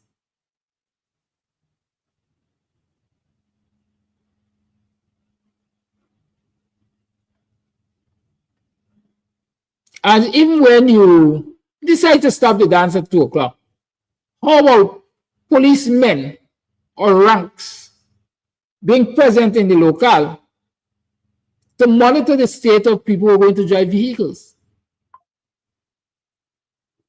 I know it happens in the US. I've been told that it happens in the US. When the clubs are closed, the police are right around the place to administer what they call it, sobriety tests. If they see you come staggering out the club and you're guarding a vehicle, obviously, they're there to save you from trouble and save somebody else's life. How about we being proactive in this country?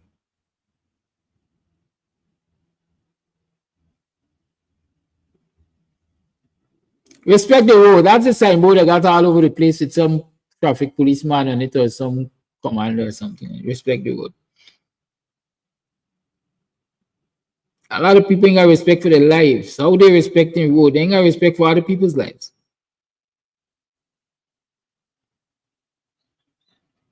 So can we appeal? I'm appealing. Can we appeal to those who are in charge to exhibit some common sense?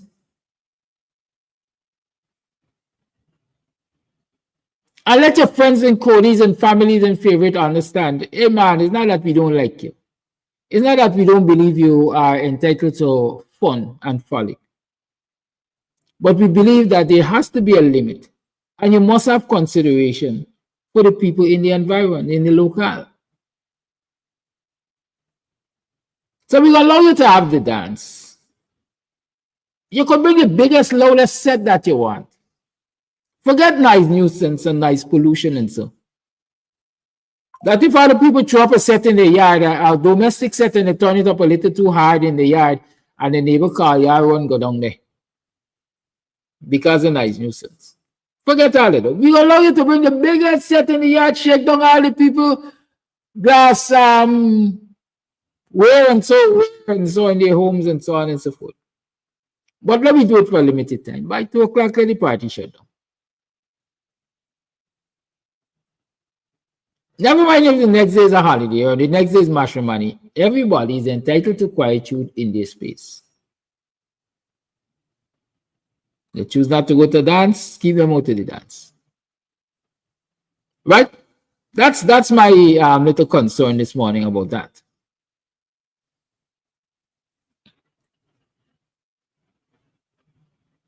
And in that regard, I got a video to show y'all. And y'all look keen because I expect the ERC to pay attention to the comments in this video. And then just like they are interested in finding those who comment on CAMS TV, I hope they find an interest in commenting or in finding the people who are making some kinds of remarks on this video. This video is one of a police officer or officers, policemen, investigating a call of noise nuisance, and so on. And so I want y'all follow some of the comments. There's a particular comment I want y'all to see.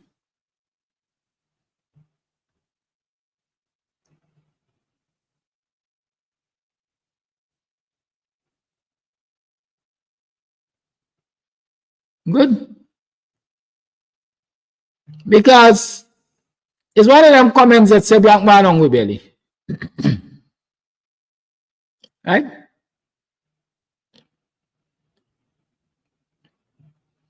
And the stereotyping of policemen.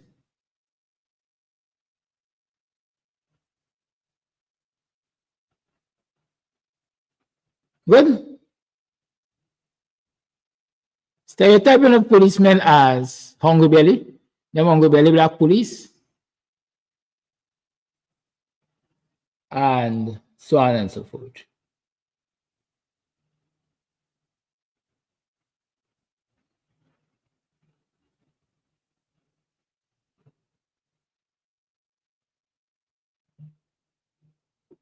All right, let's play the video.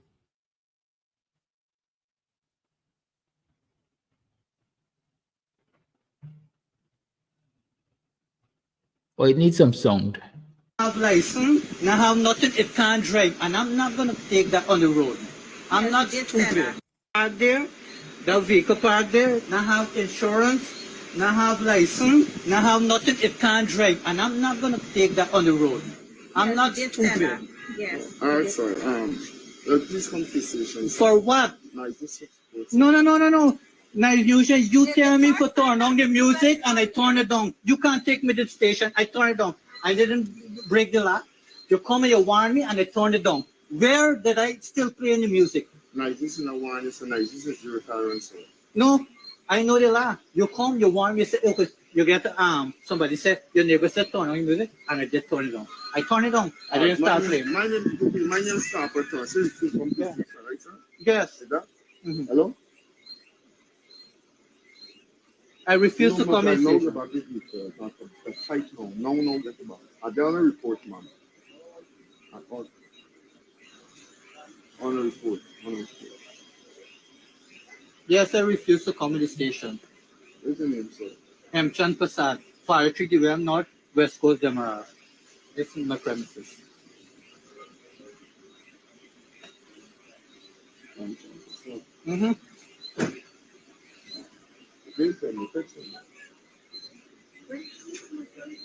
No, then I know that. One or two, sir. But we got 1, 2, 3, 4, 5 neighbors. Listen, when them are playing nighttime, nobody No.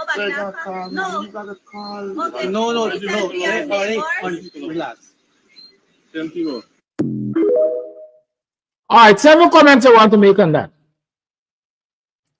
We can go back to the video just now. I want us to see the comments still. Well, let me make these comments to start with. If you look at that video, this is looks like a predominantly, or looks, let me deal specifically. It's an Indian family that the police went to, having received a complaint of noise nuisance. Butasa taking the Guyana police, the vice president and the PPP government and the Guyana police force to court, yet sue them over the diversity and ethnic something policy. Y'all remember that? The policy says that, listen, the police force must reflect the population. And so we want to see more Indo-Guyanese at the head of the police and so on and so forth. Go read the details in the newspaper. All the claims that Butas made against this ethnic diversity policy that they were instructed to implement at the Guyana police force. Now let's assume this policy is implemented because we see what's going on at the head of the Guyana police force there. A lot of African Guyanese have been, what is the word? Anyhow, a lot of people jump a lot of African Guyanese to get to the top there. And so you have a lot of Indo-Guyanese in the leadership of the Guyanese police force. Some people argue that they had a right to be there. Some people, as Batus is claiming, say it's an unfair advantage they were given by this policy. Look at the 3 policemen who went to respond to this complaint of noise nuisance. Do you see any diversity there? Do you see any diversity there? I don't see any. And so the first thing I'm thinking, there needs to be some cultural awareness and ethnic sensibilities, if you can call it that, in policing. You are sending 3 police ranks, all African Guyanese, to respond to a complaint coming about an Indian home. I am of the opinion you should have at least 1 Indo-Guyanese police among the ranks there.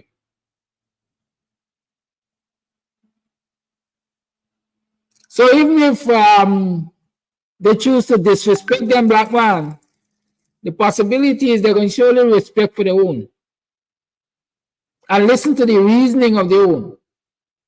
Likewise, if they had gone to an African Guyanese home, I would have expected not 3 Indo-Guyanese to turn up there, but at least 1 Afro-Guyanese in the midst. It's being culturally aware. And so there's no display of cultural awareness in that situation. So you got 3 black men turn up at a Kolima house for turn down his music, and they want to hear the station because he's disturbing the peace. You saw the video, you see what ensued. You refuse to go. They're not no right for you nowhere. He turned down his music, and that's all he's required to do because you know the law, etc., etc. Look at the comments. There's one whose name is Roxanne Monroe who said, why I don't go look for thief and leave the man alone? Right? Why I don't go look for thief and leave the man alone? Another one responded to that and say, Roxanne, how you could tell thief to go look for thief? And so Flower Wonderland is implying that the policemen there are thieves. And so you can't tell thief, you can't tell them black thief in uniform for go look for thief because all of them are the same thing. And I know they got some bright people at the ERC. So I want to know what the ERC's response to that will be. I want to know what the police's response to that will be. Because I'm racist, and I'm xenophobic, and I anti-ERC, and I everything. I want the ERC to look into that. What gives Roxanne Monroe and Flower Wonderland, whoever Flower Wonderland is, the right to insinuate that the policemen who were sent there to execute their duties are thieves because they're black? I'm going to the other one. The other one takes the pie for me. Here the signal on some Prince Anthony. Just to play a little music. There were big guns at the people house. They should handle this more better. I agree that they don't need to go with big guns. But it's a society of guns now, isn't that so? And so you have to protect yourselves at all times. If the soldiers that have gone to the border for the resupply mission and recognized that they needed to protect themselves at all times, right? They might have been not injured because they would have been wearing armors, bulletproof vests, as we like to say. They would have been properly attired and fully armored and armed because they were close to enemy territory. I don't know what the authorities think, but that's what I think. Dwayne Faber says I need to go and report it, make a formal report. No report, no crime. Dwayne Faber, who reported the broadcast on CAMS TV to the ERC and landed me before the courts. According to the ERC, nobody reported it. According to Shemuel Fanfare, he was viewing the program or something to that extent, and came upon some comments and referred them to the chief investigating officer, whatever his name or whoever, and they decided to investigate, etc., and they caused me to be charged. Huh? So the question is, I am making a formal complaint on this program. I'm drawing it. As a matter of fact, let me tell you this. Those charges came after Critic was ranting and raving about my program on one of his morning shows. I'm ranting and raving about these comments now. So let's see if the ERC has the same yardstick. I'm of the opinion they don't. You know? How about that? I'm of the opinion they don't.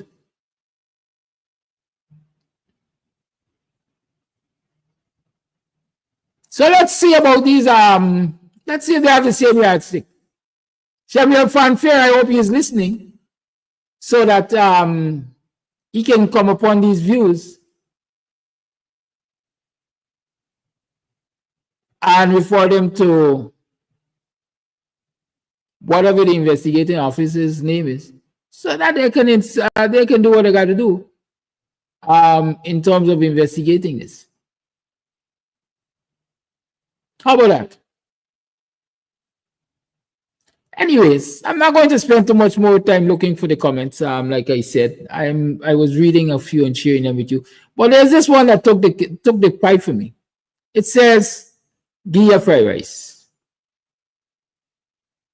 You know what he said? What the commenter said? Give you a fried rice.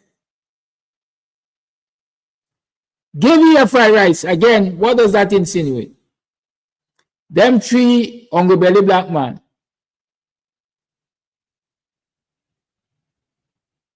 according to them, harass the Kulubai because you play loud music.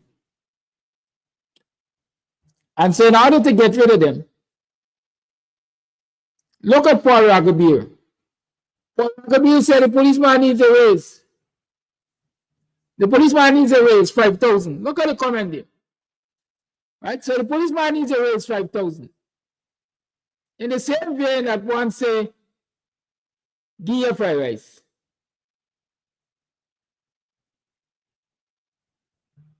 I await the public declaration of the ERC. The last time when we played that video, sometime after we saw a press release saying we are looking into this issue. The lady at Amazonia Mall, I think they said she is that. I said the only good black man and one dead one. Right?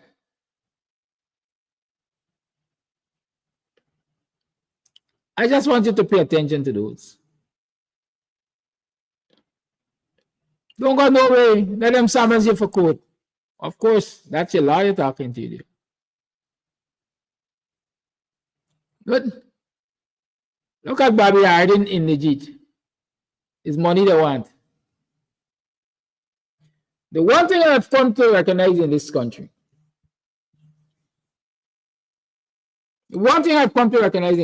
and y'all could correct me if I'm wrong, is that whenever it comes to the law on Indo-Guyanese, they gang up. They're always right. They're never wrong. Indo-Guyanese don't, in a public way, condemn Indo-Guyanese about their wrongdoing. They always back them up. But on the flip side, the same Indo-Guyanese would take African Guyanese to the cross, and they will be accompanied by African Guyanese, joining them to take African Guyanese to the cross.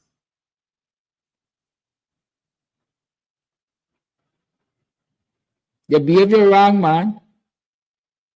Well, I would like African Guyanese to take a page out of the book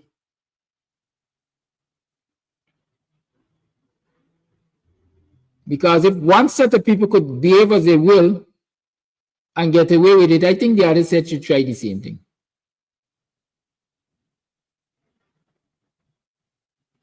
Guyana is we own. It's one people, it's one nation, it's one destiny. So if one set of people can break the law with impunity, I think the others should try to do the same thing. What do you think? Or the ERC should really do some work for Guyanese money. The government should really do some work for Guyanese money, not spend time monitoring individuals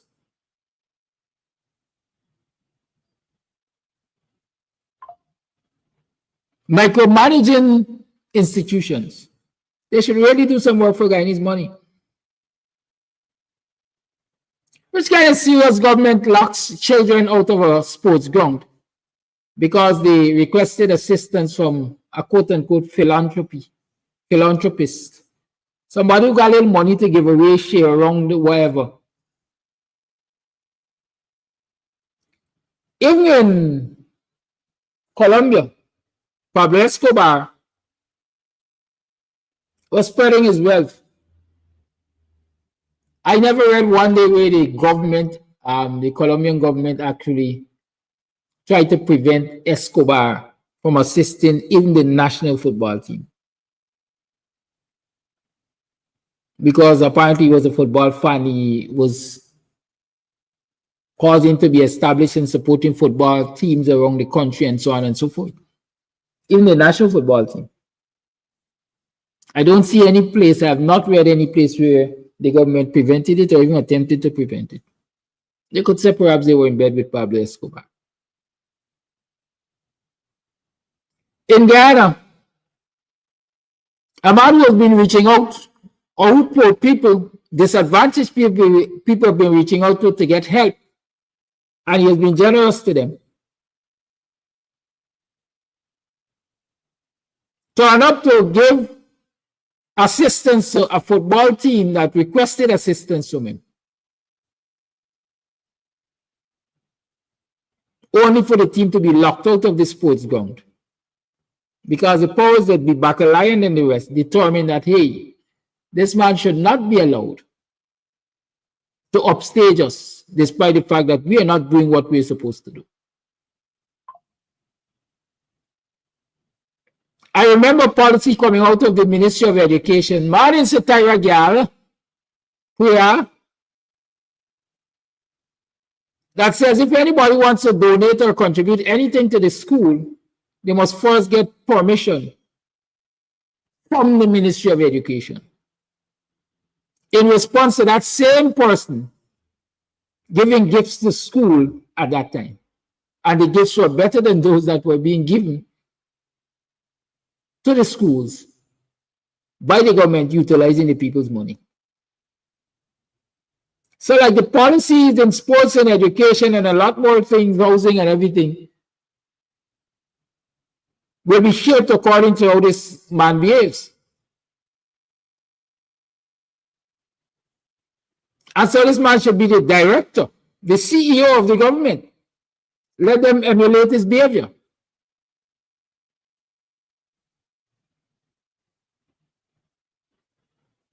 If there can be anything more petty in this country than that, I bet you it won't come from the PPP. That is not the lowest of low yet. It is not the lowest of low.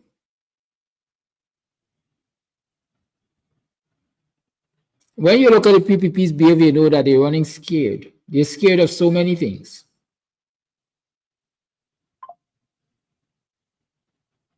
When the PPP can take time out to attack an individual who's assisting the lesser fortunate, the haves not, who have reached out to him, you know, something is really, really touching them. And that thing is the cries of the people that is being highlighted. No, I endorse nobody. I ain't like the average disadvantaged person who would allow this body for president because he does give you things. I'm not about things. I'm about principles.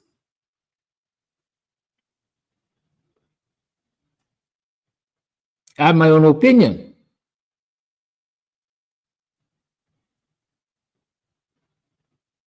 On the doings of this individual and the past, present, and future of this individual. I have my opinions on that.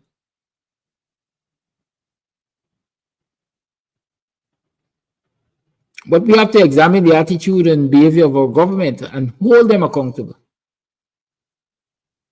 And from where he's sitting, they ain't looking good. They ain't looking good. We got to call him out for the abuses. In which serious democracy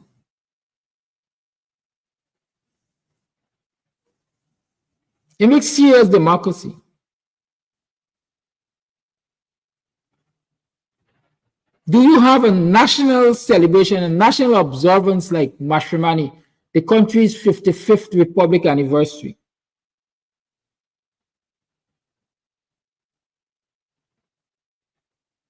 And only the government and its friends, favorites, and families are invited to participate in the national ceremony or ceremonies. It makes serious democracy that happens. And the citizens sit on the laurel and they stay quiet. And the opposition members of government, because they are part of government, they are part of the National Assembly, they are part of the legislature, sit in a corner and whimper. They didn't invite us. Which serious democracy that can happen? And the minister who is responsible for coordinating such events is not asked to resign. Y'all tell me. Got to be Guyana. Only Guyana.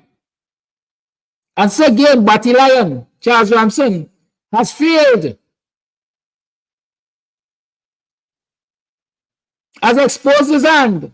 His slip is showing. Again, this might be for the fourth time, since the PPP is back in office, that they failed to invite the members of the opposition formally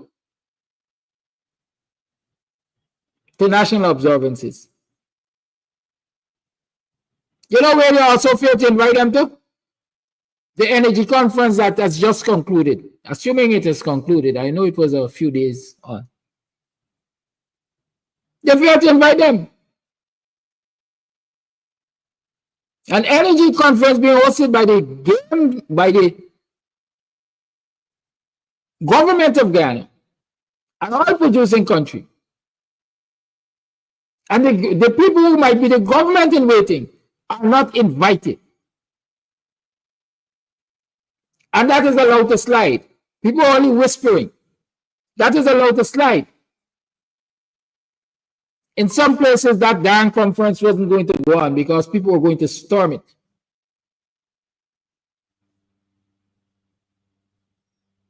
But it has gone on. A lot of declarations were made.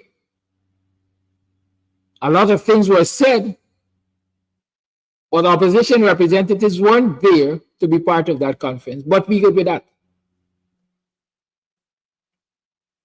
I didn't hear the government issue an excuse or an apology for that. But I certainly heard them attempt to blame the director of culture, Ms. Boson or Boatswain, whichever one you want to call it, prefer, for failing to issue the invitation to the opposition. Well, hear me. In case you don't know, Batty Lion just looking for another black person to throw under the bus. Because those in that Department of Culture, that ministry will tell you that Batty Lion micromanages everything and has to get the list of invitees and has to sign off on the list of invitees. And the buck stops with Buxtonian. Buxtonian instructs who should be invited. And so the opposition wasn't invited. It means they weren't intended to be invited because he never issued instruction to invite them. And so don't throw it on the director of culture. Acknowledge it for what it is. Own it as your own baby because that is what it is.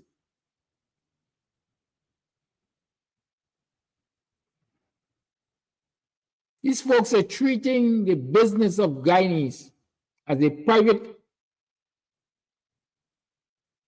domain.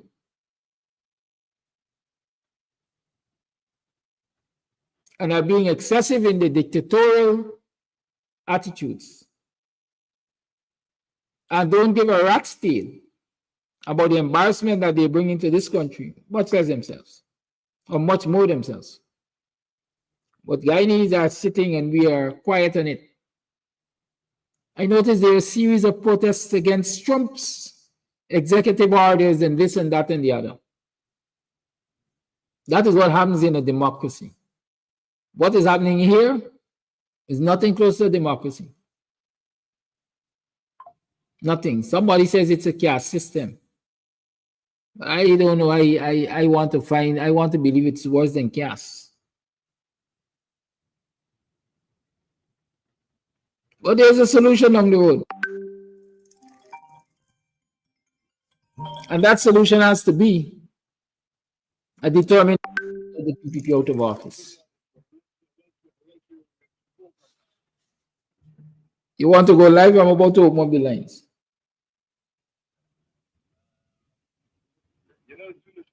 No, I don't. Who's that?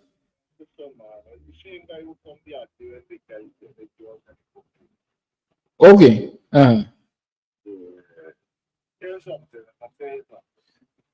You want to go live? Otherwise, I can't talk to you now. I'm going to put you live or continue the program. Which one you want?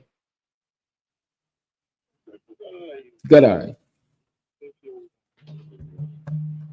Yeah, so you're on. Share your thoughts with the viewers and I listen along. Here's something. I'm listening to the program all the time, but one of the things I want to tell you, right? The PPP people believe they could buy people.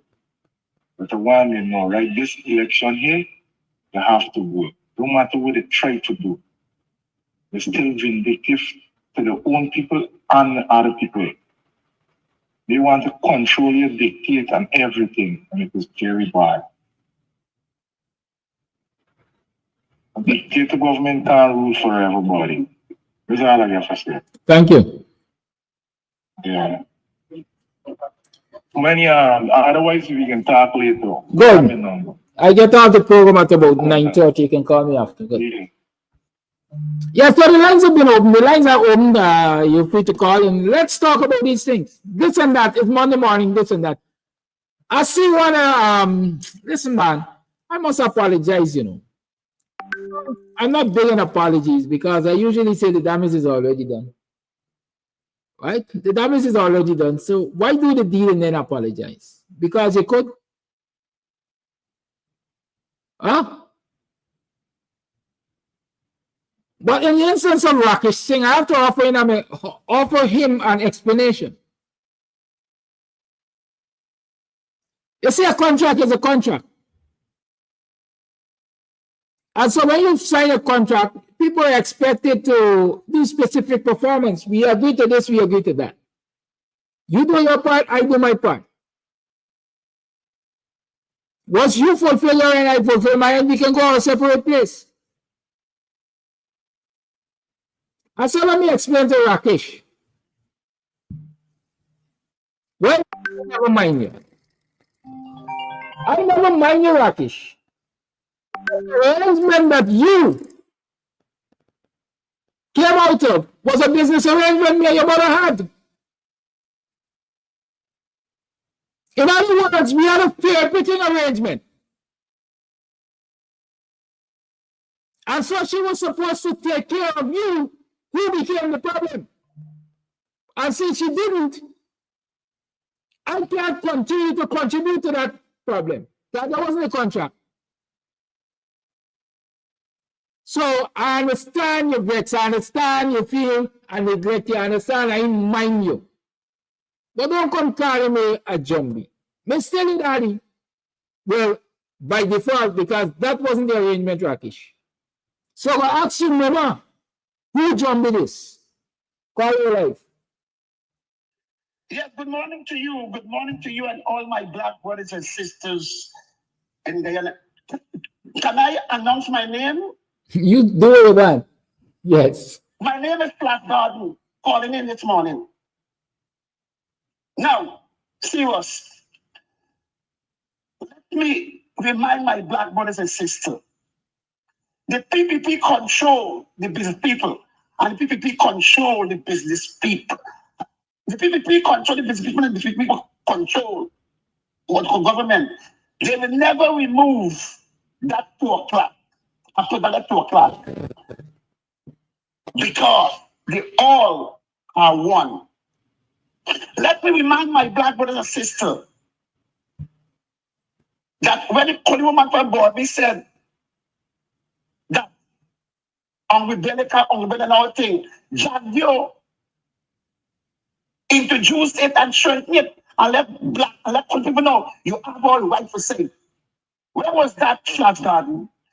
When the President Ali, the man with 19 charge, I call him, the man with 19 charge, first went to Parliament, one of the media asked him, Ajayo, do you believe that the opposition will come to Parliament? He said, I don't know. My goodness. But what I do know, they will come out to eat the food. Fine, put enough Flat Garden to explain it fine. Them hungry home, they're going to come out and eat the food. That is something what the head, I always said, when the head corrupt, the whole body corrupt. The leader for PPP corrupt, so all them supporters and culpable corrupt. When Flat Gardeners use the word calling, black man, I fight for down. And I fight you down. I tell you, don't let Flat Garden fight you. When Flat Garden just said, a good collie is a dead one, black man, I fight for down.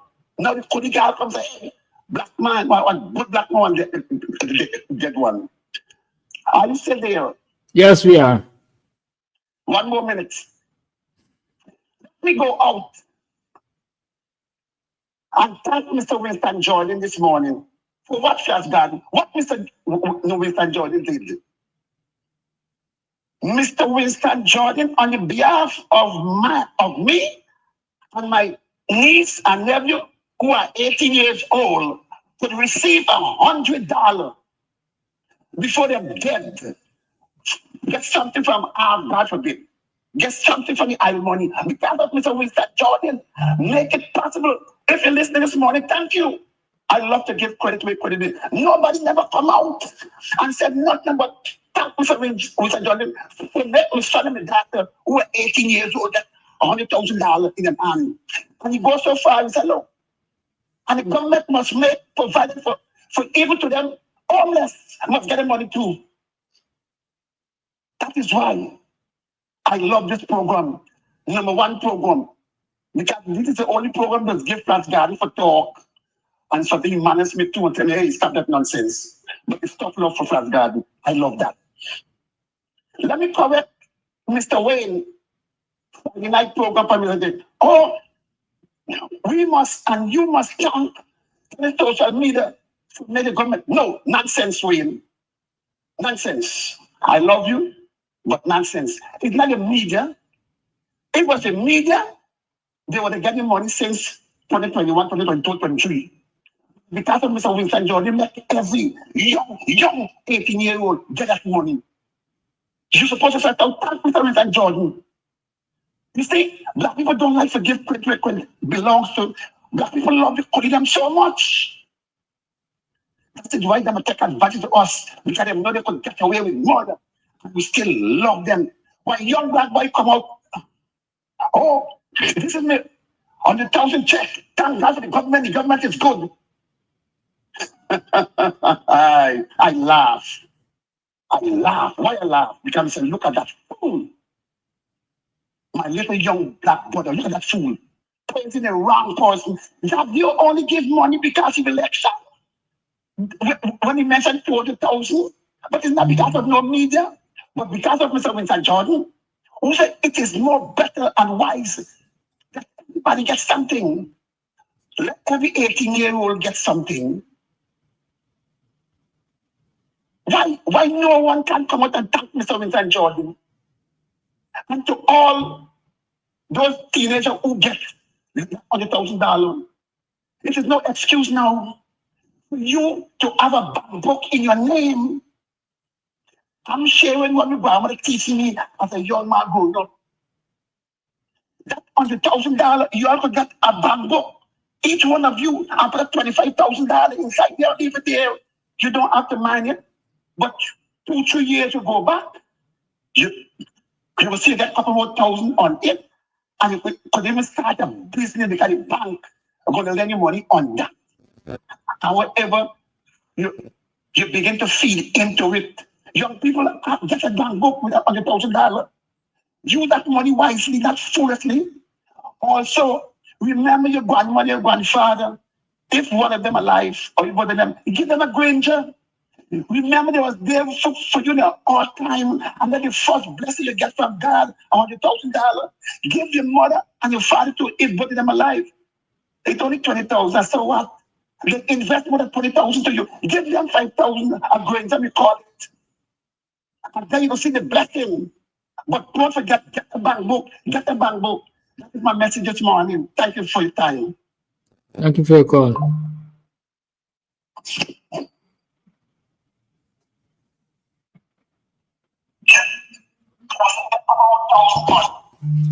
The lines remain on 6225923 is the number to call. It's 26 minutes past the 8 o'clock hour on the 25th day of February in the year 2025.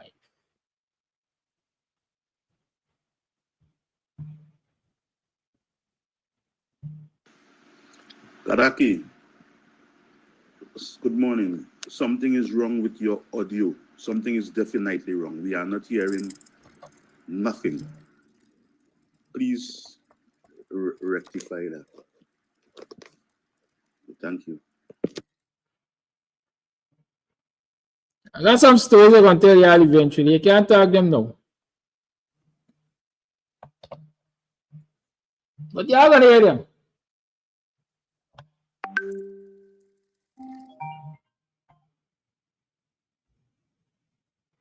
Call you on. Morning to that. Did you hear me well? Clearly. Good.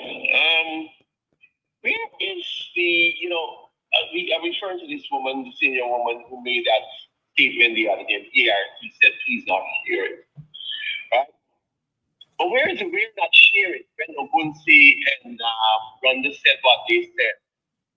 Where is that? They went right to where the rest of them. Where are the Indian politicians or the Indian parliamentarians on the opposition side to come out and condemn that? Are they happy with racial hostility in that country? Where is the German Pagero to come out and condemn that? Don't tell me that this woman said what she said because the woman crazy and the woman done something. This is our excuse as black people when we hear certain people say certain things. She said it, it's outdated, and it's making rounds, and it is an echo from the PPP party on a whole. None of them came out to say it. But I'm going to say something. Continue. Let them continue to encourage racial hostility, economic apartheid. Continue to do it. You see those same people, they like to skin the teeth about straight heads and button studs. Those same people are going to grow up and realize who are the oppressors, who are oppressing them, who have them in that state. And it wouldn't be nice. It will not be nice. We're going to get a mirror of what went on in Botswana and other places. We get a mirror of what went on in certain townships in South Africa whenever white people pass through. Whenever white farmers touch certain places, what happened to them? So continue not to condemn racial hostility. I'm talking to all Indians on the opposition side. right? The Ghanaians and everybody, right? All of you I'm speaking to, and all of you slave catch and eat liquors, I'm talking to all of you. Continue, and if you think that you're sitting happy and you're comfortable in your home, those same straight heads, this is going to mold and turn out into something very big. And those same straight heads and done stuff are going to make your lives and your children's lives miserable. Miserable, because racial hostility and economic apartheid that is happening in that country is leading towards this. So don't stop it now. Enjoy your life. Drive a big car, live in a big house, etc., etc. Wait and see what's going to happen if you don't jump in right now. That's all I have to say. Thank you, caller.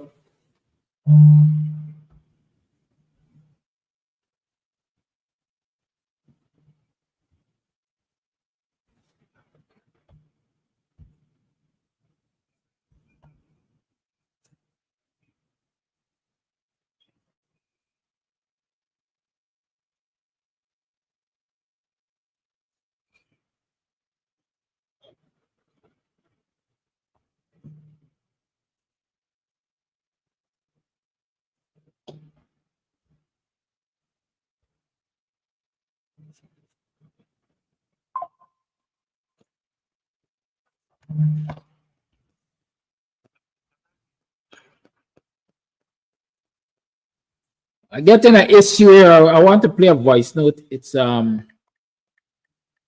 challenging me right now. Listen, But I think we got to it. you, my brother. And I think you're doing such a great job that you and all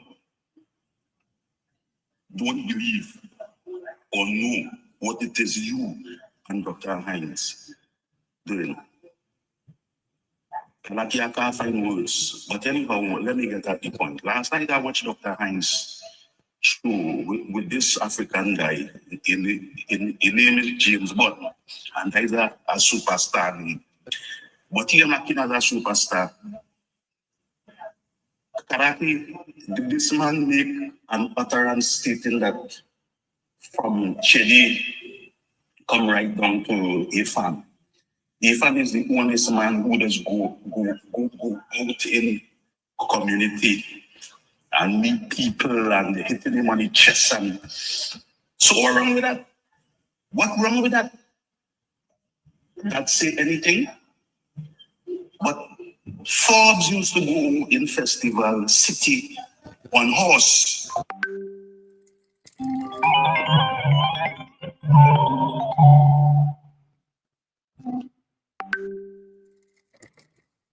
Where are we? Moving around and give people seedling to plant. If you don't know about that, but somebody who know about these things should edify him. These people in Moko, whose house was advantage, break down the houses and the assets and the life crops and all kind of thing. Them people wasn't working hard. Them people wasn't depending on the state. They wasn't depending on the government. And what the government do? Karaki, this guy who was on Dr. Hines show last night, is a disgrace. Karaki, good morning. Something is wrong with your audio. Something is definitely wrong. We are not hearing nothing. Please rectify. From where I stand, a lot of people are hearing me, so I don't know. I guess that was a bit earlier, perhaps. What the lines remain open 6225923 is the number to call you. Tune to the Guyanese Morning Time. Abby is inviting you to her 50th birthday and the takeaway lunch. It's called Love is a Connection. Yes, Love is a Connection. Abby invites you to a 50th celebration. Love is a Connection. It takes place on that date, Saturday, March 1st at Brush Dam front. Abby's residence, Brush Dam front. So you can go down there, chicken, fish, pork, all available, $1,500. Good. So support the thing, as they like to say, support the thing, support the thing. I remember Thursday night we have our release with Blue Ribbon the Boss. Yes, Blue Ribbon the Boss is going to be at Club Twilight on Thursday night. Come on down and have a rollicking time. Let's have a great time. Call on. Good morning. Caller on. Good morning. Caller, you are on. Good morning. Hello. Yes, good morning, Mr. Amsterdam. Good morning, everyone in the Guyanese diaspora. Good morning to all Guyanese and happy Black History Month. Recently, we had the Republic Days. I want to acknowledge the 1763 Burbage Rebellion, set off with coffee and our ancestors who made our republic possible. And so, happy Republic Day to everyone. Recently, I was reading in the news that AG Anil Nandala had said in the opening, I think it was one of the recent courts that were opened last Friday. He made a statement publicly before the acting Chief Judge Roxanne George and Chancellor Cummings. And he said this, to this effect. Basically, it means that the Guyana Cybercrime Act has no authority to do many of the things that it's been doing. And that amounts to state harassment. Let me say why. Because Anil now said that as the Attorney General, the state of Guyana has no legal authority to try persons virtually, meaning by way of the internet, by way of the Cybercrime Act. That's what he said. As the state of Guyana, he represents the state. He says they have no authority to try persons or to demand persons or to summons persons or to even use the courts or use the government to force anyone to do anything who has, according to the PPP, committed crime. So when the PPP has been harassing people on the internet, namely Rickford Bourke and Melly Mel, that amounts to state harassment. That's obvious. That amounts to state harassment. The state has been facilitating that, and the PPP government have been the intellectual authors of facilitating transnational crime. How so? Because Anil Nandala has been harassing Melly Mel, Rickford Bourke, and many other persons across the diaspora in the UK. Norman Brown has been harassed, and other persons.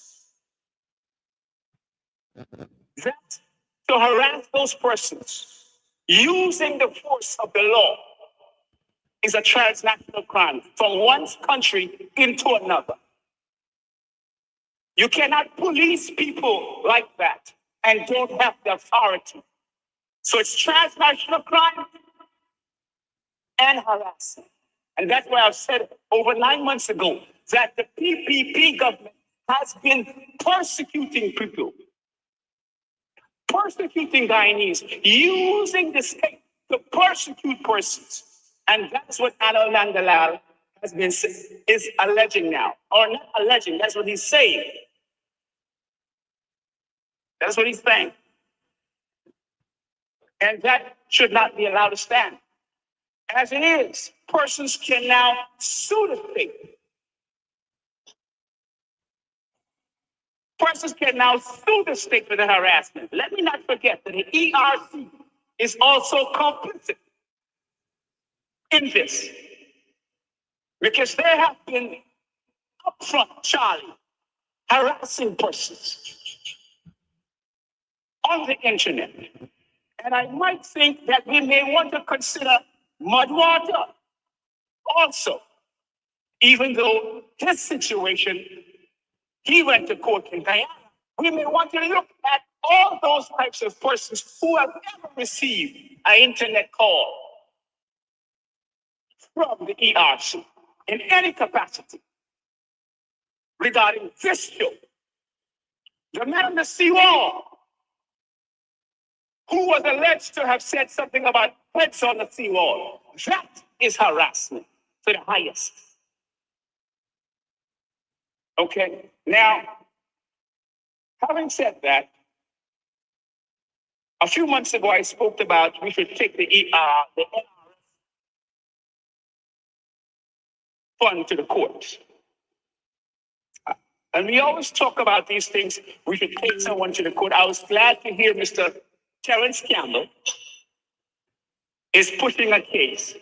I think it was last Friday or last Thursday, a case in the court to sue on the basis of accountability and transparency. And I think that's also good.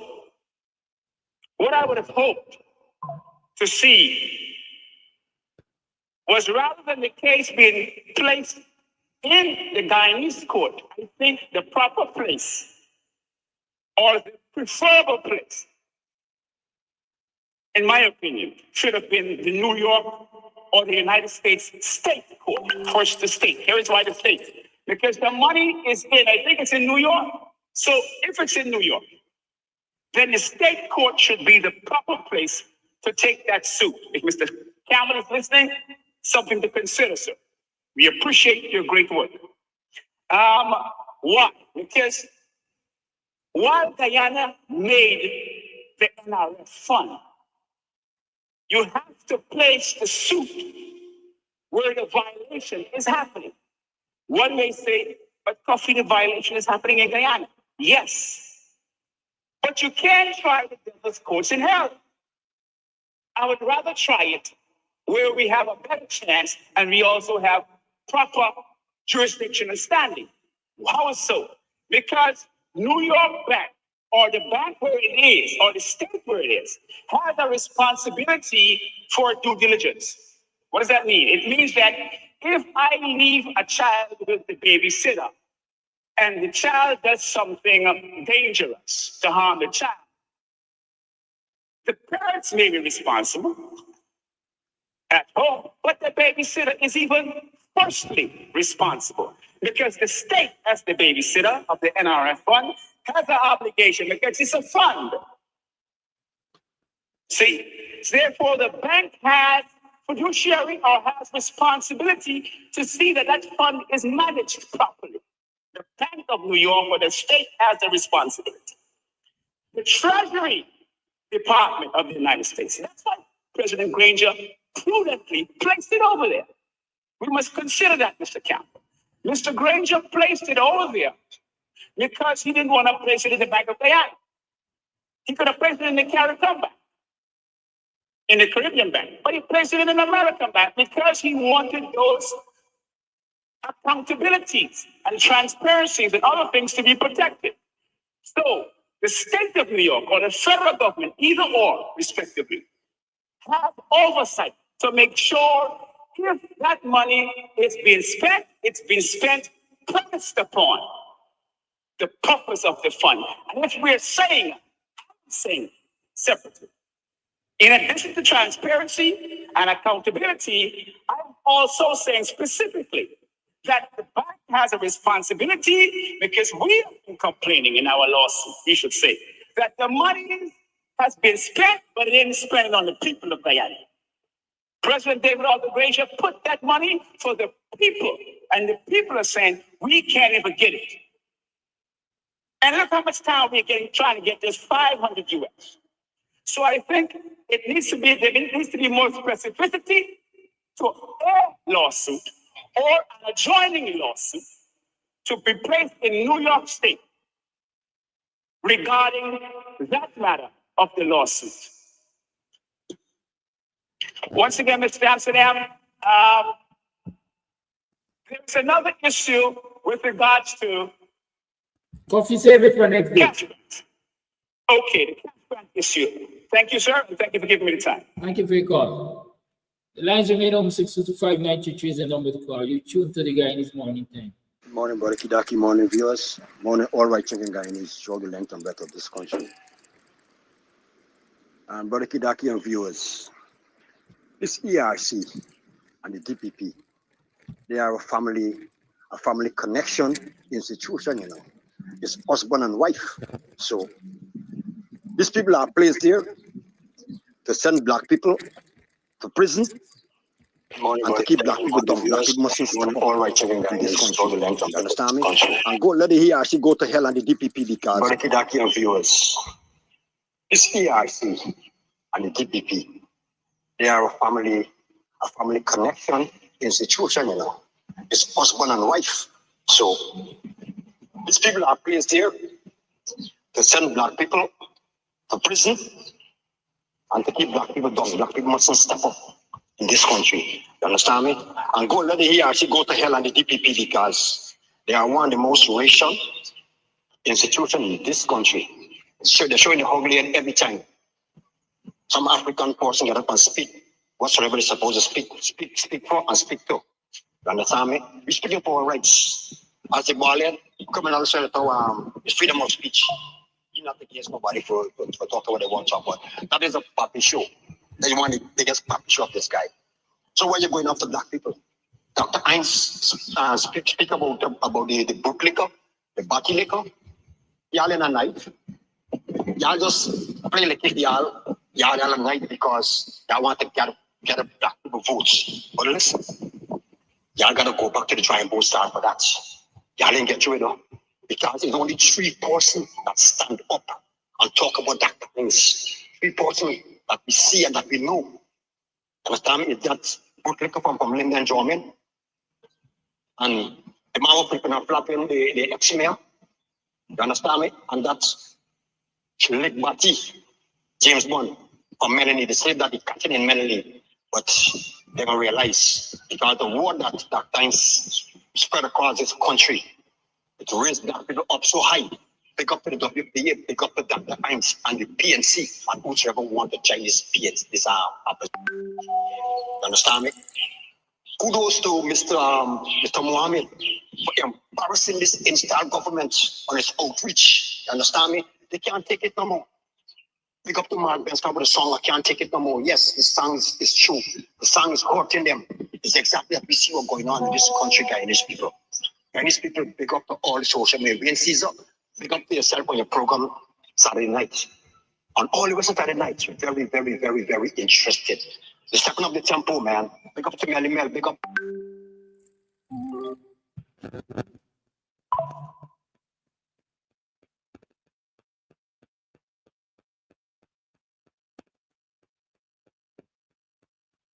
Pick up the Martins, pick up to all the social media them in this what they're against this government.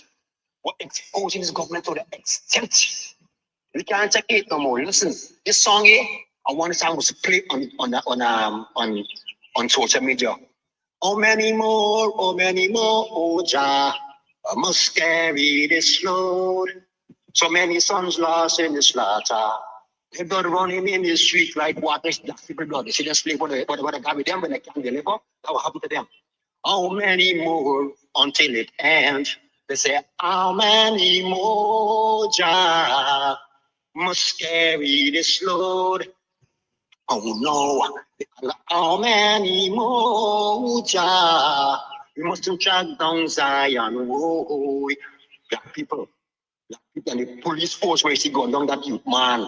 They're rasping the other night, the other day. Yo, officers, y'all wrong, y'all get catch between a cliff and a rock. Y'all gotta tell this nation how much money y'all are being paid to gun down African people in this country. Y'all put 2 bullets in a man. But hey, it hurt me. It hurt me, police officers, out-slave officers who slaving for the PPP and style government. Y'all embarrassing y'all African nation. And they go backfire by y'all and y'all children, what y'all do to black people. In your views, y'all have an excellent day.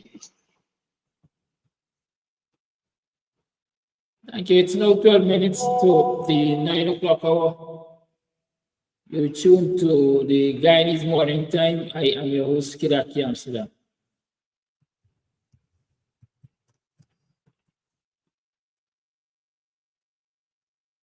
Yes, I was studying. Remember, we got movies coming up. Oldies are goldies.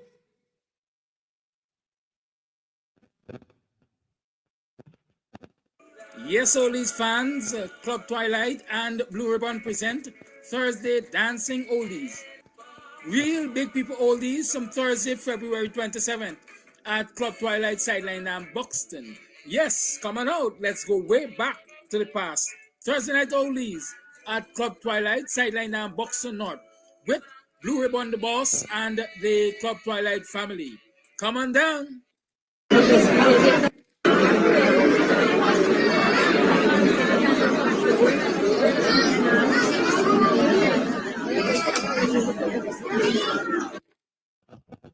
Good morning, Ms. Robinson and classmates. The elders were here on Saturday and they had a great time reminiscing, connecting, reconnecting, and so on at Club Twilight. Lou's Kitchen catered to them, did their preparations and so on and so forth. And the feedback is that they had a good time. So if you are looking for a place to have your hangout, to have your get together, to have your class reunions and stuff like that, hit us up 625-933, the number to call. Let's organize something for you at Club Twilight with the blessings of Lou's Kitchen. You're going to have a good time. Come on down. Come on down. Let me say that on the 1st of March, here, Saturday, 1st of March, Club Twilight is going to be closed for a private function. It's another 50th birthday. I think I can't remember, no. Let me see. No, it's not Saturday the 1st. I'm wrong. Oh, the birthday is not Saturday. Yeah. We are closed for Saturday. There's a private function here. I'm trying to remember what it is. But not about yourself too much. Just know that Saturday we're not going to be open to the public. Thursday night is Oldies night. Come on down, have a good time with Blue Ribbon, the boss, and the Club Twilight, the Cam's family, the Club Twilight family. Yes, have a good time Thursday night. We closed on Saturday. Yes, we closed on Saturday. And I'll give you the other dates that we close. But on the Thursday, every Thursday, it's Oldies night with Blue Ribbon the boss. Club Twilight. So come on down, have a good time. Of course, refreshments would be available. We'll stock bar and butters will be available from Lou's Kitchen. So walk with your appetite and your wallet and have a good time. Of course, put on your dancing shoes. But Twilight has a nice flow for dancing, I can tell you that. So come and have a good time. Of course, we open every day from about 6 in the evening. We are open. If you want to come during the course of the day, hit me up. We are open. We can open according to your request. So use the space. It's there. It's there for everybody to have a good time. It's 8 minutes to the 9 o'clock hour, and so let me see. Y'all have a good day because the next 8 minutes, all I'm doing is put up the, you know what, contribution information, and I'm hoping that you people are going to be a little generous this morning and send us your contributions by Cash App, Zelle, what? Cash App, Zelle, MMG, money transfer, etc., etc. Send those contributions. We're going down to the wire, and we will need your contributions to do things that you expect us to. Good. And of course, I don't ever miss the opportunity when it comes to playing that song for our friends over at the ERC there. Big up yourself, all those who are media monitors and all those who want us to use our rights for them to see what's happening. Big up yourself. This is the point of view what's happening and what is wrong with the ERC. Somebody is asking what Twitter is really doing over the ERC. We don't hear his voice. We don't know what role he plays, and so on and so forth. Rascat and all of them kind of dreads who over the ERC, you know, one a system and a shit system. Y'all tell me what y'all really doing over there. Call it. Good morning. Can you kindly take me on the line? Oh, yes, I can do that. Thank Just you. now. So, give me a minute. Okay. Okay, sure.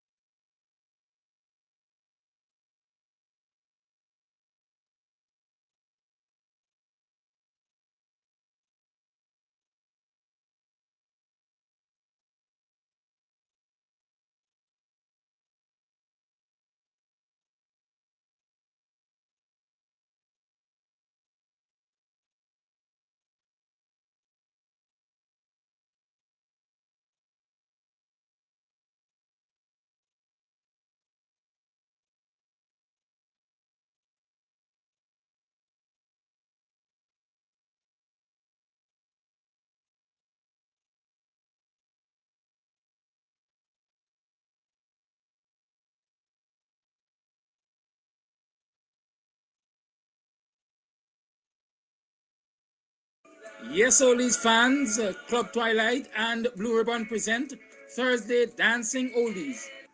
Real Big People Oldies from Thursday, February 27th at Club Twilight Sideline and Buxton. Yes, come on out. Let's go way back to the past. Thursday Night Oldies at Club Twilight Sideline and Buxton North with Blue Ribbon the Boss and the Club Twilight family. Come on down.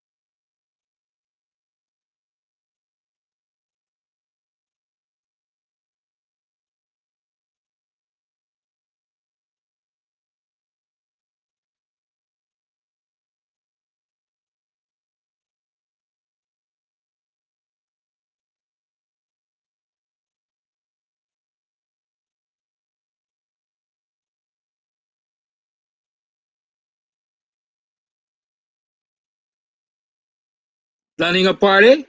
Worry no more. We have all the supplies you need. At EC Party Rentals, we have folding chairs, folding tables, square tables, round tables, long tables, short tables, big tables. We have chairs, red chairs, gold chairs, white chairs, crystal chairs, chairs of all type, throne chairs. What you want, we have.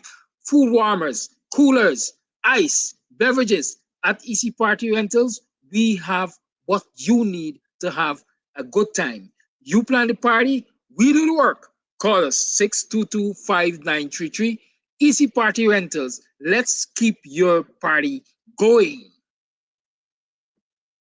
Yes, Oldies fans, Club Twilight and Blue Ribbon present Thursday Dancing Oldies.